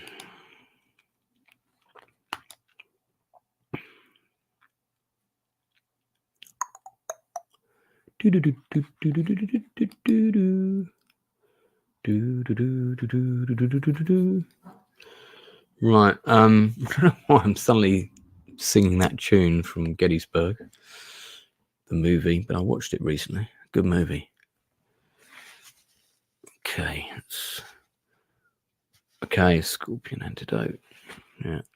So I'm going back to Venefax, which, as we know, is, I think it's 427, isn't it?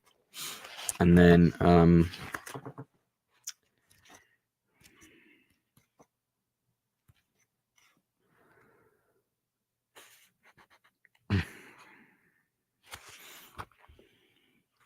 I've got the code word Attar, so I turn to 578. I better not be buying any drinks now.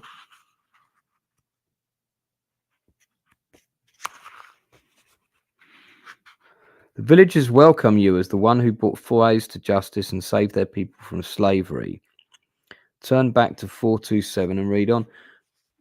Oh, right, yeah, but that was okay. I should have already done that one when I went back and did the whole healing thing. 427. Is there anything else I want to do here? No, not really. Okay, so what I'm going to do is I'm going to travel back to Yellowport, which is number 10. And then I'm going to go and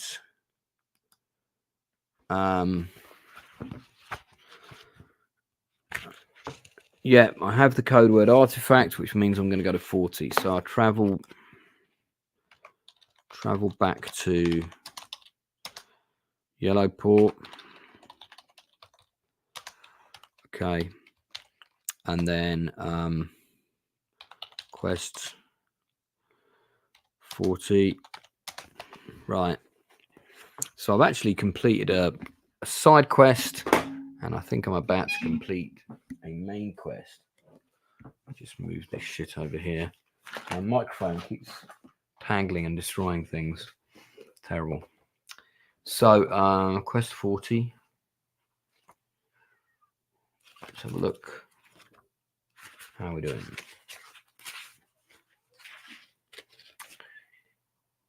You take the book of the 7 sages to Pilates, the sage at the Gold Dust Tavern. He thanks you effusively for bringing it to him. Thank you. Your reward is secret learning from the Temple of Mulhern, god of knowledge. Add 1 to the ability of your choice. Also gain the title of Illuminate of Mulhern. Write this in your titles. Okay. So, titles, quests. So let me go my character sheet here. Right, so my rank is currently 1. I don't know how I go up in rank. I want to check that. I mean, maybe it tells me when I complete certain quests. Titles. I didn't have a titles section. Oh, no, I do. Titles on my titles and honors. Further down on my character sheet, I see it. There it is. Let me underline that as well as bolding it. 6 people still watching. Thank you for tuning in. If there's anyone here I know, give me a shout. If you're not someone I know, give me a shout. Shutting down. All right, baby. Maya.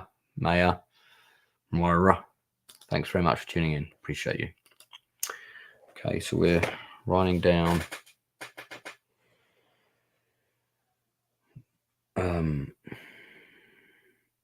Illuminate of Mulhern.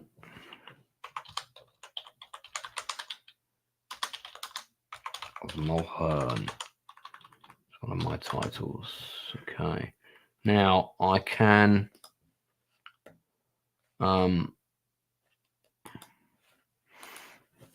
increase one of my abilities. My combat rating is 5. If I put it to 6, that's going to make me pretty formidable, and that's my gut.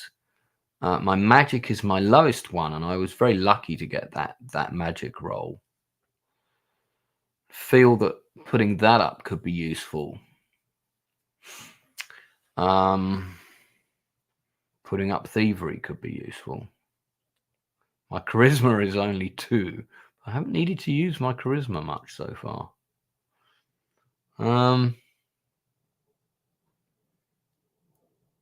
What do we think, chat? Hi, Phoenix. What do we think? I'm gonna copy and paste my current ranks and abilities into the chat. They can never go higher than 12. They can never go lower than 1. I can increase one of them by 1. Which one do you think, chat, I should increase? Charisma's 2, combat's 5. That's terrible the way they've come out. I don't know if I can do that again. See if I can put spaces in between them. No. Oh, for God's sake. Let me just delete that. I was trying to put spaces in between these. I don't think that's gonna work, is it? No. Okay. Oh, I tried. It doesn't. All right. Well, you get the idea. So one of these can be increased by 1. I'm going to let you guys contribute towards that decision while I think about what I'm doing next. Page 10. So I've completed 2 quests.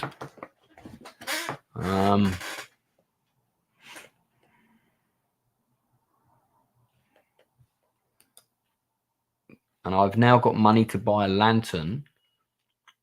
So I think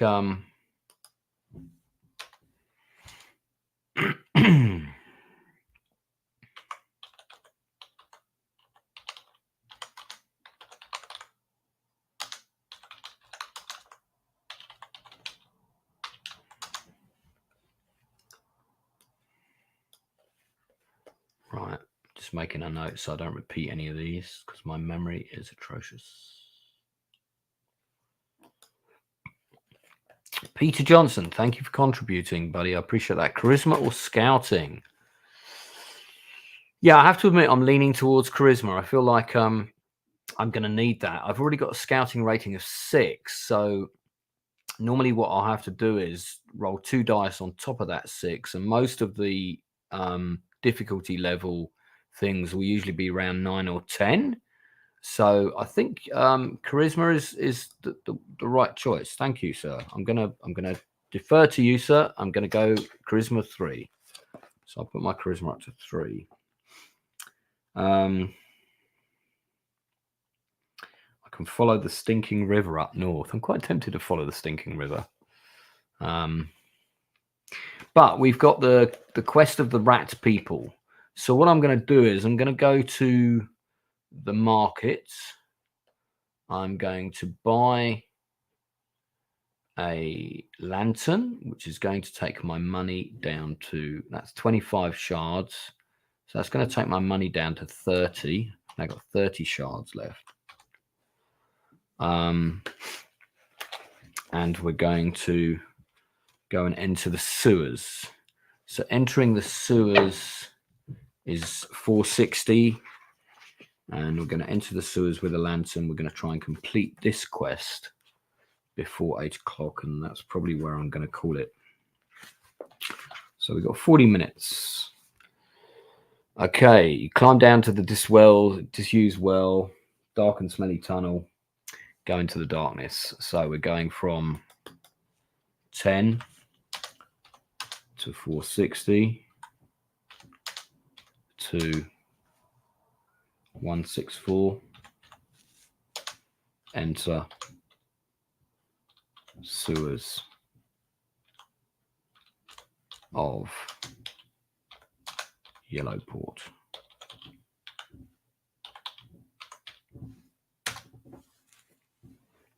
All right. Okay.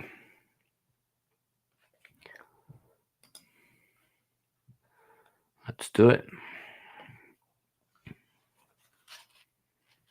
So we're going to 164.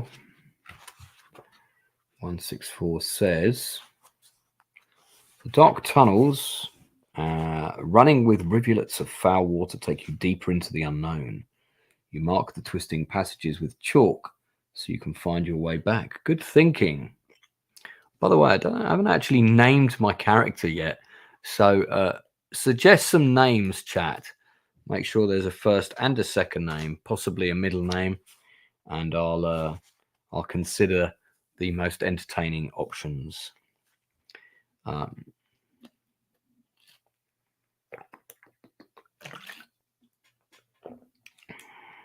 Shortly you come out into a large, rough-hewn cavern, wreathed in shadows that dance and flicker in the light you have brought with you. A sound makes you start in surprise. Make either a scouting or a thievery roll, your choice, against difficulty 11. So my scouting is level 6. So I'll do that. Feels like this is going to be important, so I'll do it as a die roll on screen.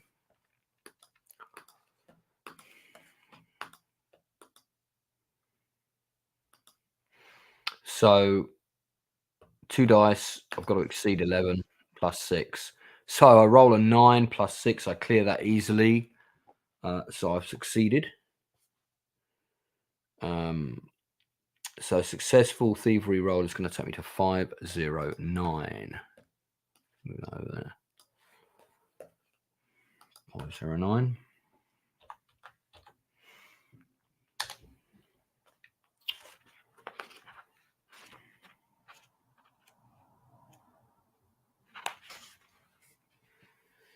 You spot a pressure pad at the base of... Oh, hang on a minute.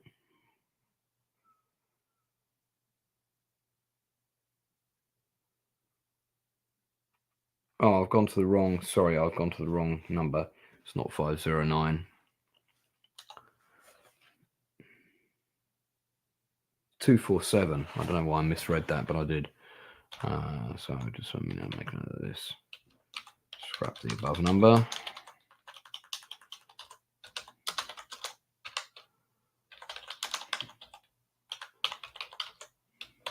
Right, so it's 1642.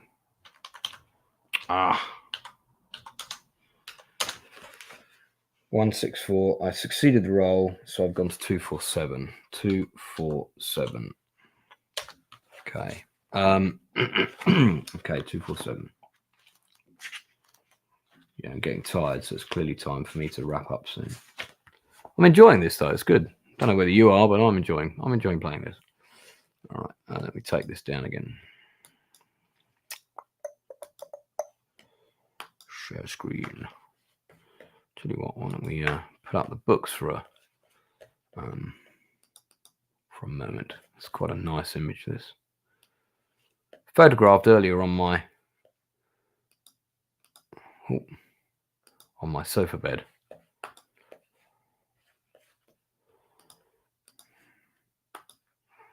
All right. So we are... It was 247, wasn't it? It's a good chill watch. Thanks, man. The sound was the click of a secret door sliding open in the wall of the cavern. With a swift motion, you step beside it, back to the wall. A figure emerges, but you're able to ambush the ambusher. A deft blow to the back of the head sends the dark figure crashing to the ground. Another steps forth, however, shouting in a guttural voice. You realize the figures are rat men, man-like creatures that stand on 2 legs. But which have tail and hairy features of a giant rat. You must fight the rat men. If you have some rat poison, You can apply it to the blade of your weapon and add 3 to your die rolls. Oh, that's a shame. I wish I did have the rat poison. If you use the rat poison, cross it off. Okay, Ratman. Okay, right. So he's got combat of 3, defense of 6, and stamina of 6. I get the first blow. I've got combat skill of 6, and well, we've got to put the dice app up again. Pain in the arse, this, but hey, it's a combat roll, and I'm going to do those on screen. So, okay, we're doing the combat roll. 2d6, so 2 of these. Roll. 6 plus 6 is 12. Against his defense is 6. I do 6 damage. He's only got stamina of 6. He is dead. So I kill him in one blow. Of course I do. And I go to 4-2-3. 4-2-3. I've got to kill the Ratman King, apparently, to complete this quest, though. So 4-2-3. The Ratmen lie defeated at your feet. You find 15 shards on the bodies. Oh, okay. Well, I'll liberate those. Quite happy to add some cash to my ill-gotten gains. So I'm back up to 45 shards now. Not a huge amount of money. And a note which says, party kitchens tonight. Rank and file rats only. No officers and no king allowed. Kitchens. The rest of the cabin is bare, so you press down the tunnels ahead. After a while, you come to a cleaner area of the sewers, part of the old city buried under Yellowport. It dates from the period of the old Harkuna, was ruled by the masked ones of Utaku,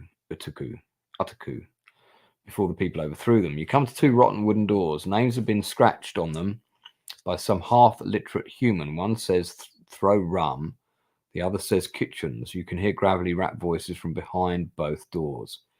Enter kitchens, enter throw rum. Well, we want the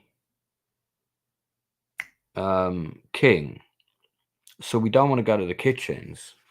So I'm going to suggest we go to 202. I might as well keep the dice up for the moment, because I think we might have another combat on our hands very shortly. Right, 202 says,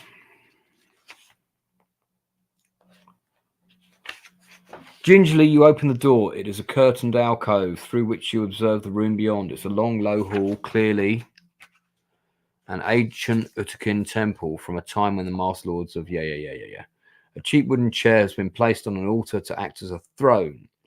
On the throne sits a large, extremely ugly ratman. He has a tacky amulet around his neck and a rusty iron hoop for a crown. There's a picture of him. I'll show you guys. There's 4 ratmen kneeling before him. But Scarb, one of the ratmen is saying. That's great King Scarb to you, dung breath, bellows the rat.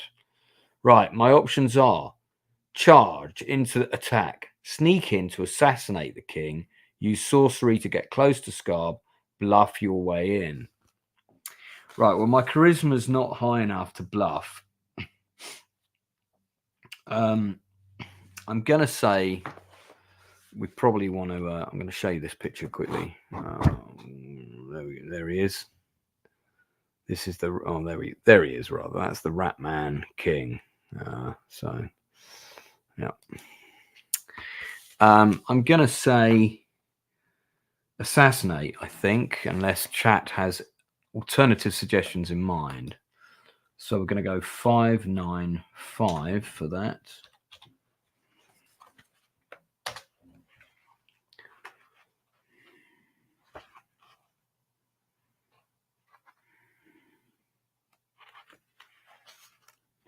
You will have to sneak around the hall to get behind the king. There are plenty of shadows to hide in, but it will not be easy.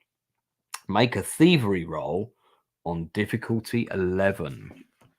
Okay, so my thievery ability is 4. So they weren't wrong. This isn't going to be easy. But I feel bluffing my way in would definitely not have worked. So we're going to add 4 to this dice roll. 8 plus 4 is 12. We've succeeded. We go to 608. I've got quite lucky on some of these. Unlike in real life. But we don't play these to replicate real life, do we? You inch your way slowly around the edge of the old temple. Suddenly you burst out of the shadows and cut the king down, catching the rat men by surprise. At the sight of you standing over their dead king, the 4 remaining rat men flee in terror.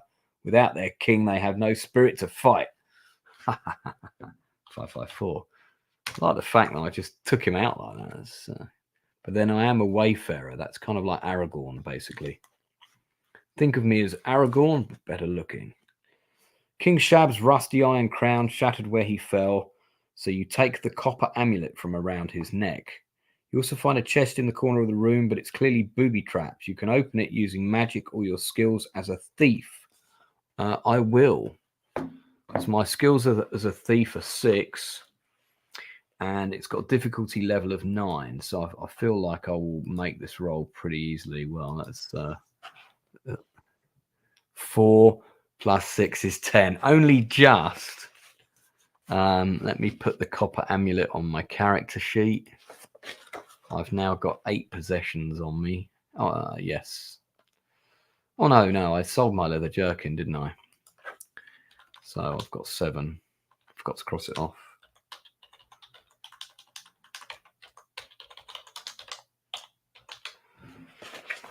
Okay. Turn to 6. So I'm going to 6. The chest springs open with a click. Of course it does. Inside you find 60 shards, a mandolin, charisma +1, and a potion of healing. The potion can be used once at any time to restore 5 stamina points. There is an ancient religious text about the gods of Utaku called the Scroll of Ebron. Well, I'll take it. Okay, so I'm going to take the mandolin.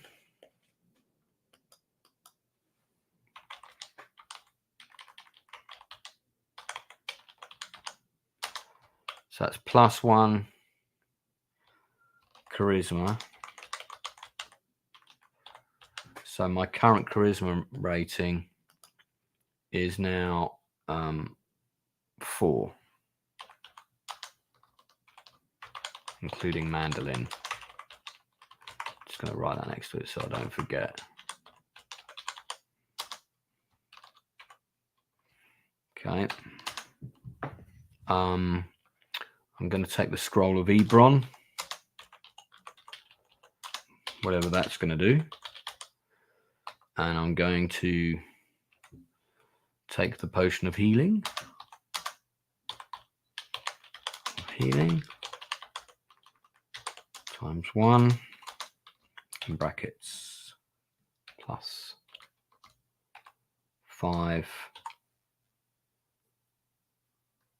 stamina. So that will be very handy. If I get wounded, I can drink it. And then there were some shards, weren't there? 60 shards. Okay. So I've now got 105 shards. Nice. Still not enough to buy a house in Yellowport. Not that I particularly want to buy a house there. So I think we can take this down. And we'll put back up the map.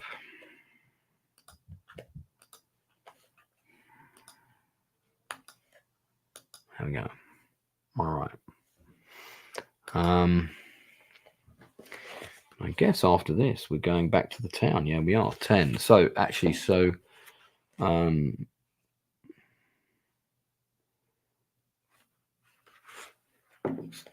complete the quest of the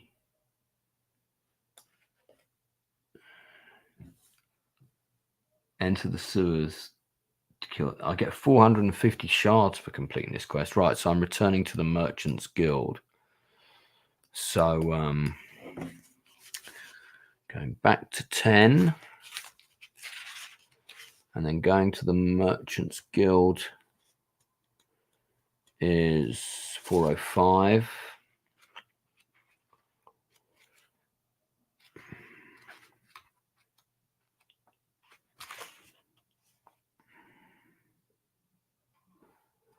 Okay. So 10 to 405.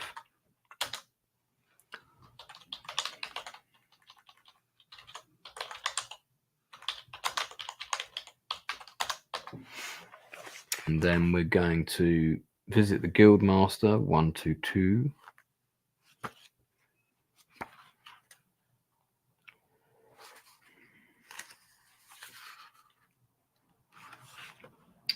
If you have the code word acid, turn to 543, which I think I do now.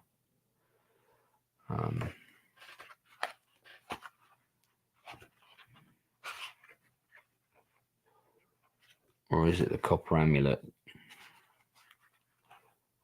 Hang on, let me check.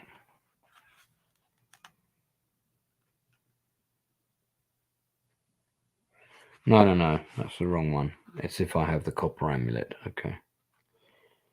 So turn to 384. 384. Guildmaster Vernon is pleased to see you. You hand him the copper amulet, and he exclaims joyfully, "The amulet of King Scar! Well done indeed." Cross the amulet on. You're given 450 shards as a reward. Note the code word acid, and then turn to 10. All right, so I'm not going to get any more out of that guild because I've done the quests here, so he won't have time to see me again. And I have 450 shards, so I've got 555 shards. Not bad. Okay, 555. It's like the postmasters taking the people to court.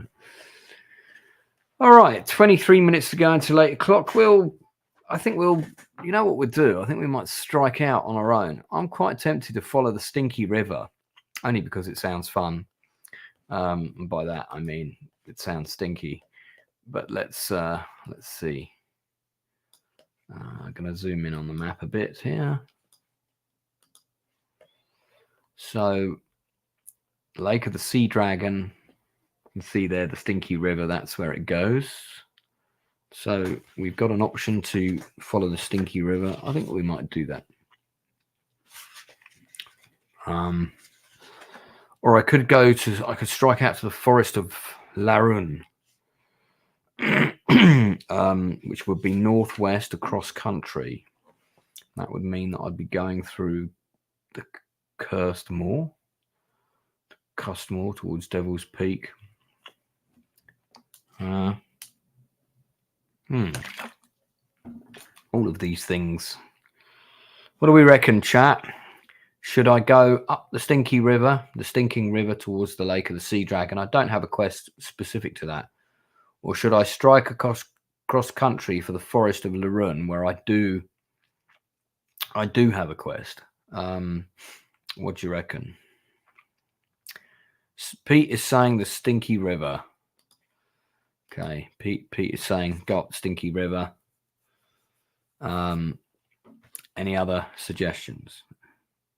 Looks like I'm going up the Stinky River. Okay, so 10 to 82, traveling north.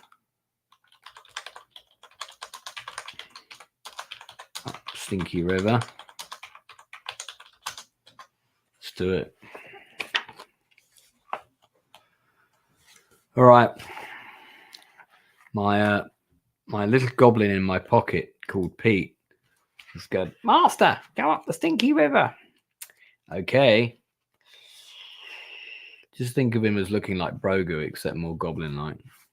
You follow the course of the stinking river, and it certainly does stink. Roll a dice. If you roll 1 or 2, you are stung by a large golden insect, and you are poisoned. -1 until you find a cure. 3 to 4, nothing happens. 5 or 6, catch a smolder fish and note it on your sheet. And then when you're ready, you can continue to follow the river north, go west to the road, go east into the countryside. Well, we don't want to go east because that's towards Benefax. We've already been there. All right, let's roll the dice first, see what we get. Better not be 1 or a 2. I have rolled a 6. So I've caught a smolder fish. So I'll add the smolder fish to my character sheet. And let's take off the copper amulet because I gave that to the guy. Smolder fish. Yeah, okay. So presumably that's food. Right, so we're going to continue following the river north then. We'll go west to the road. Oh, yeah, that's the road. That's the road here. Yeah, I think we'll follow the river north. Go towards the Lake of the Sea Dragon. What could go wrong there, eh, Pete? 310. So going up 310. All right. 310 it is. Let's see. 310. If there's a tick in this box, turn to 614 immediately. If not, read on. Okay, it's not telling me to tick the box, so I won't. The stinking river has cut its way through the high ground here. On the edge of a chasm that overlooks the river lies the village of Hytheres. Okay, that's not marked on the map. Interesting. The locals are behaving very oddly. You watch the villagers lay out a fine feast on the village green. A pig is set roasting on a spit. Loaves of freshly baked bread are piled beside bowls of overflowing fruits and butter and cheese. The innkeeper comes out with huge bottles of wine.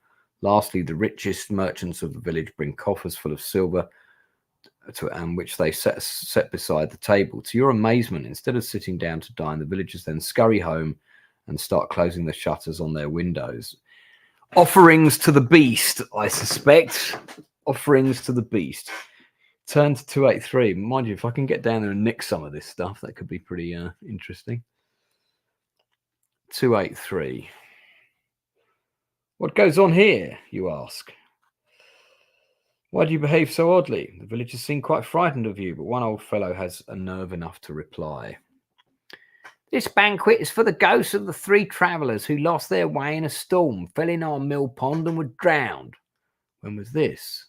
7 years since. They come here every year on this night, and if we didn't placate them with victuals and treasure, they'd be a mess of trouble. How do you know that? Old Megan told us. She knows about such things. Right, so do I want to stay out at night and watch for the ghosts, follow the river north, head into the countryside, road, etc.? Okay, well, I smell bullshit. I don't know about you guys, but I smell bullshit here. I didn't write that number down. That was 283. Let me get that in here. I smell bullshit. I think we should stay and look and see who these scammers are. This sounds like a phishing group of posts goes to me. So 283. Oh no, stay out at night. Yeah, 590. That's right. 590. Okay.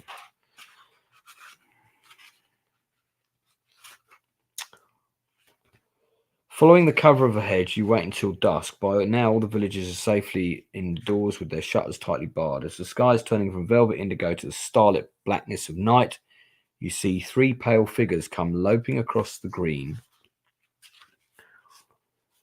from the direction of the mill pond. They must be ghosts. Seeing the banquet, they utter gleeful cries and start to devour what has been set out for them. Make a magic roll at difficulty level of 11.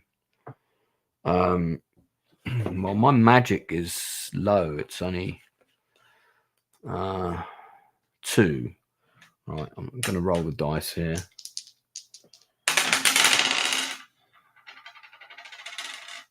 I have failed that magic roll. 231. Because my magic rating's not very high. I'm telling you now, I call bullshit on these ghosts. This is some kind of ruse. I'm not fooled, despite what this passage may say. You notice the figures have left footprints on the damp grass and cannot, therefore, be ghosts. Oh,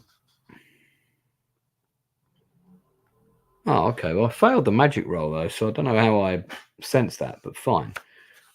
Step out and confront the figures. Stay hidden and follow them when they leave.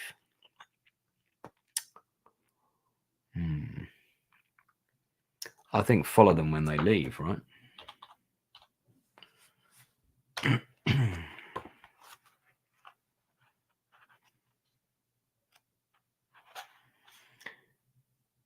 Burdened by the heavy chest full of coins, the three figures have left deep footprints in the grass. Make a scouting roll at difficulty level 10. My scouting ability is 6. I've rolled a 9, so I make that easily. Successful 3 to 6. I feel like maybe I turned to the wrong chapter on the magic roll. Maybe I turned to the successful one by accident. Oh well. I'm a scouter. I would have noticed the footprints. You follow the footprints to the mill where you see an old lady and two men brushing flour off their clothes. Another successful year's hauling. Ha ha ha, laughs the woman. Quietly you creep back and tell the villagers what you have discovered. Brimming with outrage, they go straight to the mill and seize the three miscreants. Old Megan, cries one of the villagers when he sees who is the ringleader of the three. So you've been masquerading as a ghost these 7 years. Well, tomorrow we'll take you to the gallows and see if you can play the part for real. Right, 671. Then I get some sort of reward for this. I would have thought I would have got something. Out of gratitude, the villagers present you with 80 shards. That's more like it. Thank you very much. So I get that's 635.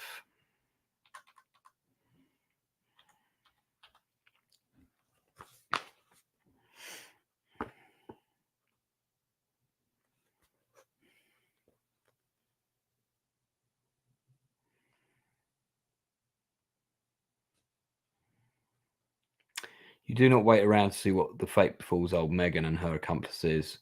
In theory, they should be taken to the Azizas in the nearest town, but feelings run so deep in this case, you suspect that there'll be some rough justice meted out. I don't really care. You resume your journey. Follow the river north. Okay, I will. 576. Another mini side quest completed. I think I did go wrong there. I think I probably turned to the wrong section. But hey. You follow the stinking river near its source, the lake of the sea dragon. From here, the yellow waters rush down to the sea. The smell of the bubbling sulfur is abominable. You can go to the lake of the sea dragon, go south, go west, go east into the countryside. Well, I might as well go to the lake, eh? Let's see if I can see the sea dragon. Maybe he's like the sea dragon in the Talking Parcel, and he's all like friendly and stuff. What do you reckon? Hello?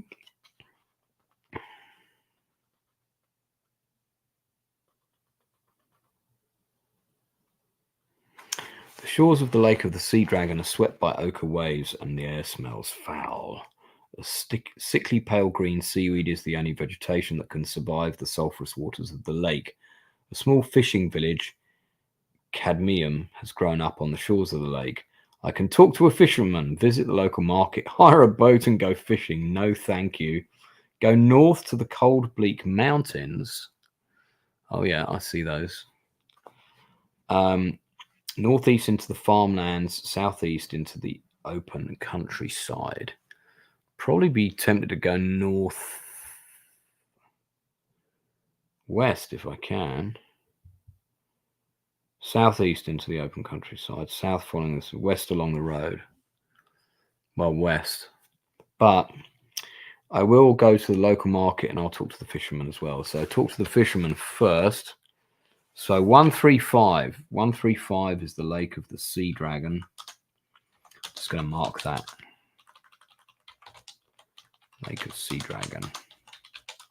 Because we've been here before. Or well, as we have been here. Right, so I completed that quest. I'm just making a note of that. Completed that. Completed.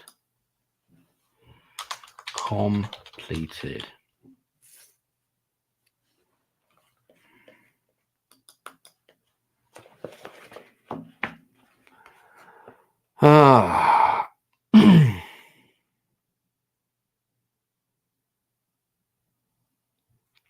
Okay, so we're going.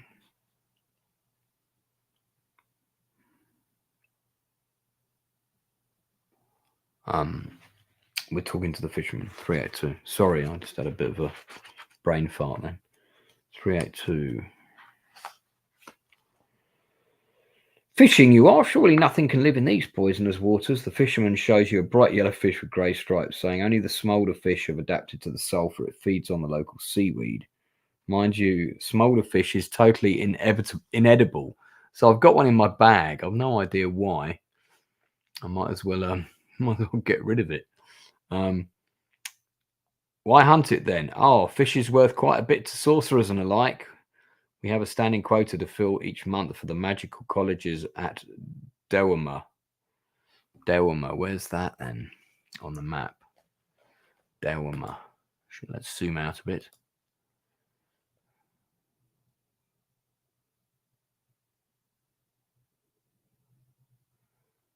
I don't see Dewama on here. Must be on the big map. Yeah, it doesn't appear to be on here unless it's just not on the map.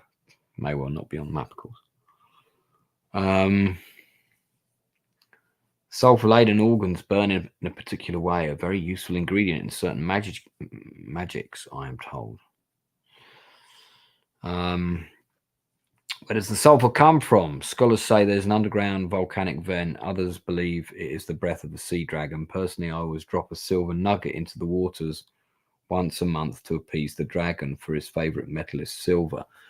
God, that lake must be full of gold, silver nuggets then. 135. Gonna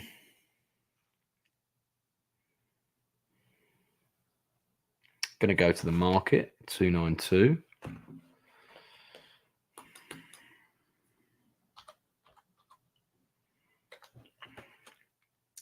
And I talked to the fisherman, which was 382 as well. So sorry I didn't log that. Put those both in there. Visiting the local market. So in the local market, I can presumably buy and sell some things. I haven't got a lot to do at the minute. Yeah, I can sell smolder fish for 55 shards and silver nuggets. Okay, I'll sell my smolder fish. These colleges, wherever they are, seem to be quite a long way away, so I might as well sell that. So I'll take that off and I'll get 55 shards for that. That puts me on a total of 680 shards. Quite nice. Doing pretty well there. I will then look at... I reckon it's worth going fishing because if I catch any more smolder fish, I can go back to the market and sell them. But I might also get some silver nuggets. So let's hire a boat and go fishing. 203. I don't believe there's really a sea dragon. I think that's bullshit. Can hire a boat for 15 shards a day. Okay, fine. So I'm going to take 15 shards off. That takes me to 665. 267 to go fishing.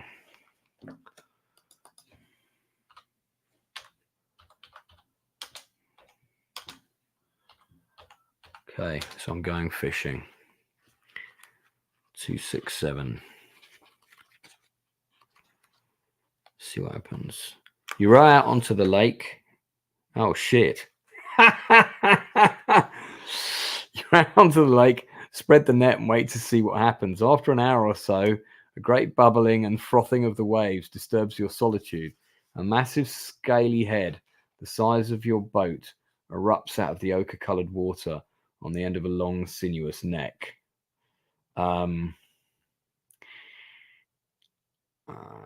I am Vassis, the sea dragon. To fish in my lake, you must pay tribute, to wit, 1 silver nugget. Pay now, or face my wrath. Right, well, yes.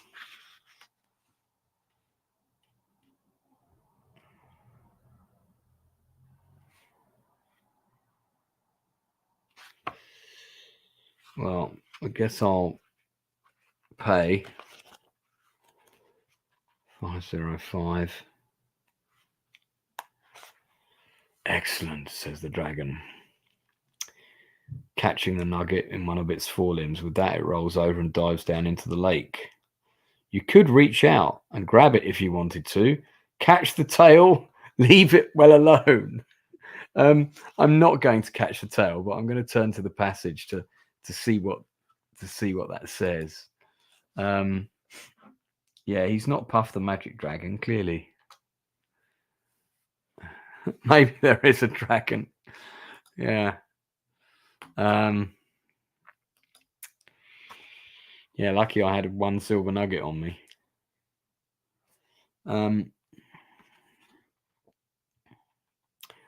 So I'm not going to grab its tail, but I'm curious. I'm going to read and see what it says if you do that. 362.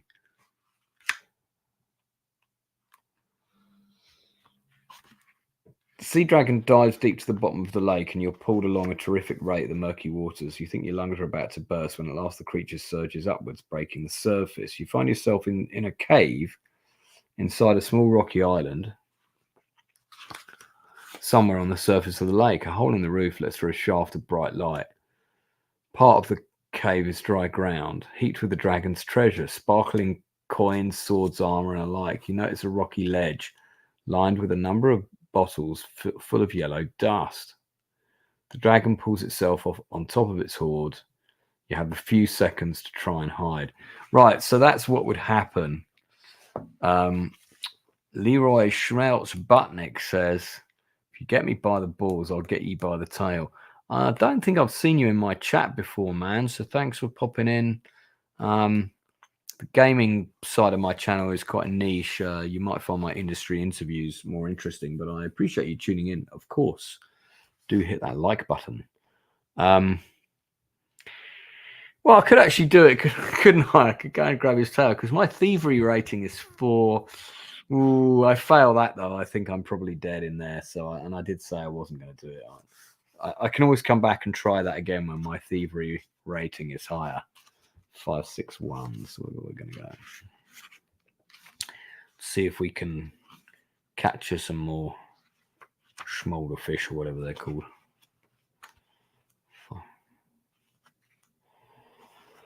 Roll 1 dice. That's the number of smolder fish you catch.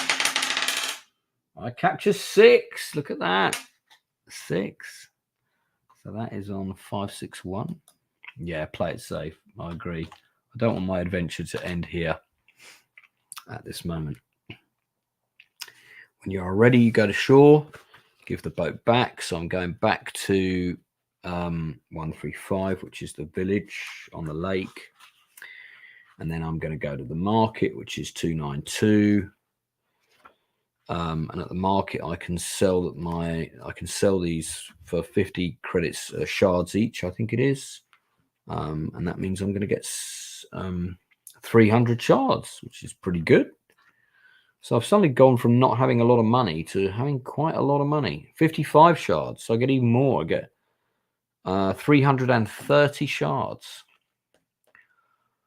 So I've now got 995 shards. Damn, I'm hauling around this rather large haul of money at the moment. I definitely don't want to get mugged and have everything nicked. I need to go back, buy a townhouse, and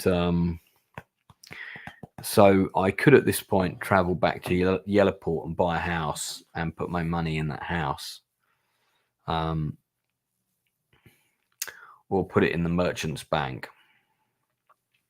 That's also, I don't have to buy a house, so I could put it in the merchant's bank to keep it safe. Keep it secret, keep it safe. Okay, we're now at 8 o'clock. I said I was going to wrap this up at 8. So we're basically back in Sea Dragon.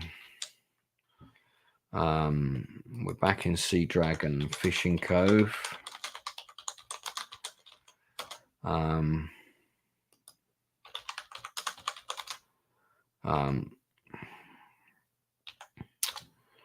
And my options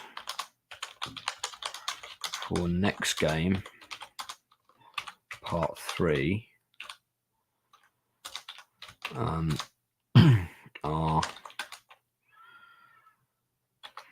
1, continue north,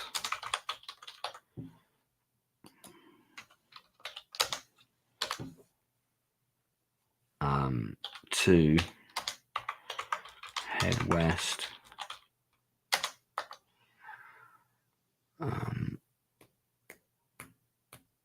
I don't really want to head east. I can, I guess, but 3, go back to Yellowport and store monies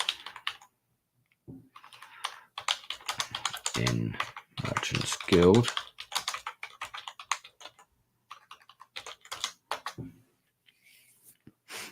Or buy a house and do same. Okay. I think that's where I'm going to call it for tonight, people, because I'm quite hungry. Got a pizza. It's got my name on it. Yeah, curious to know what people think of this. I quite like it. I do like the open world nature of the gaming. It does lose a bit of the story aesthetic, which has been the criticism leveled at it.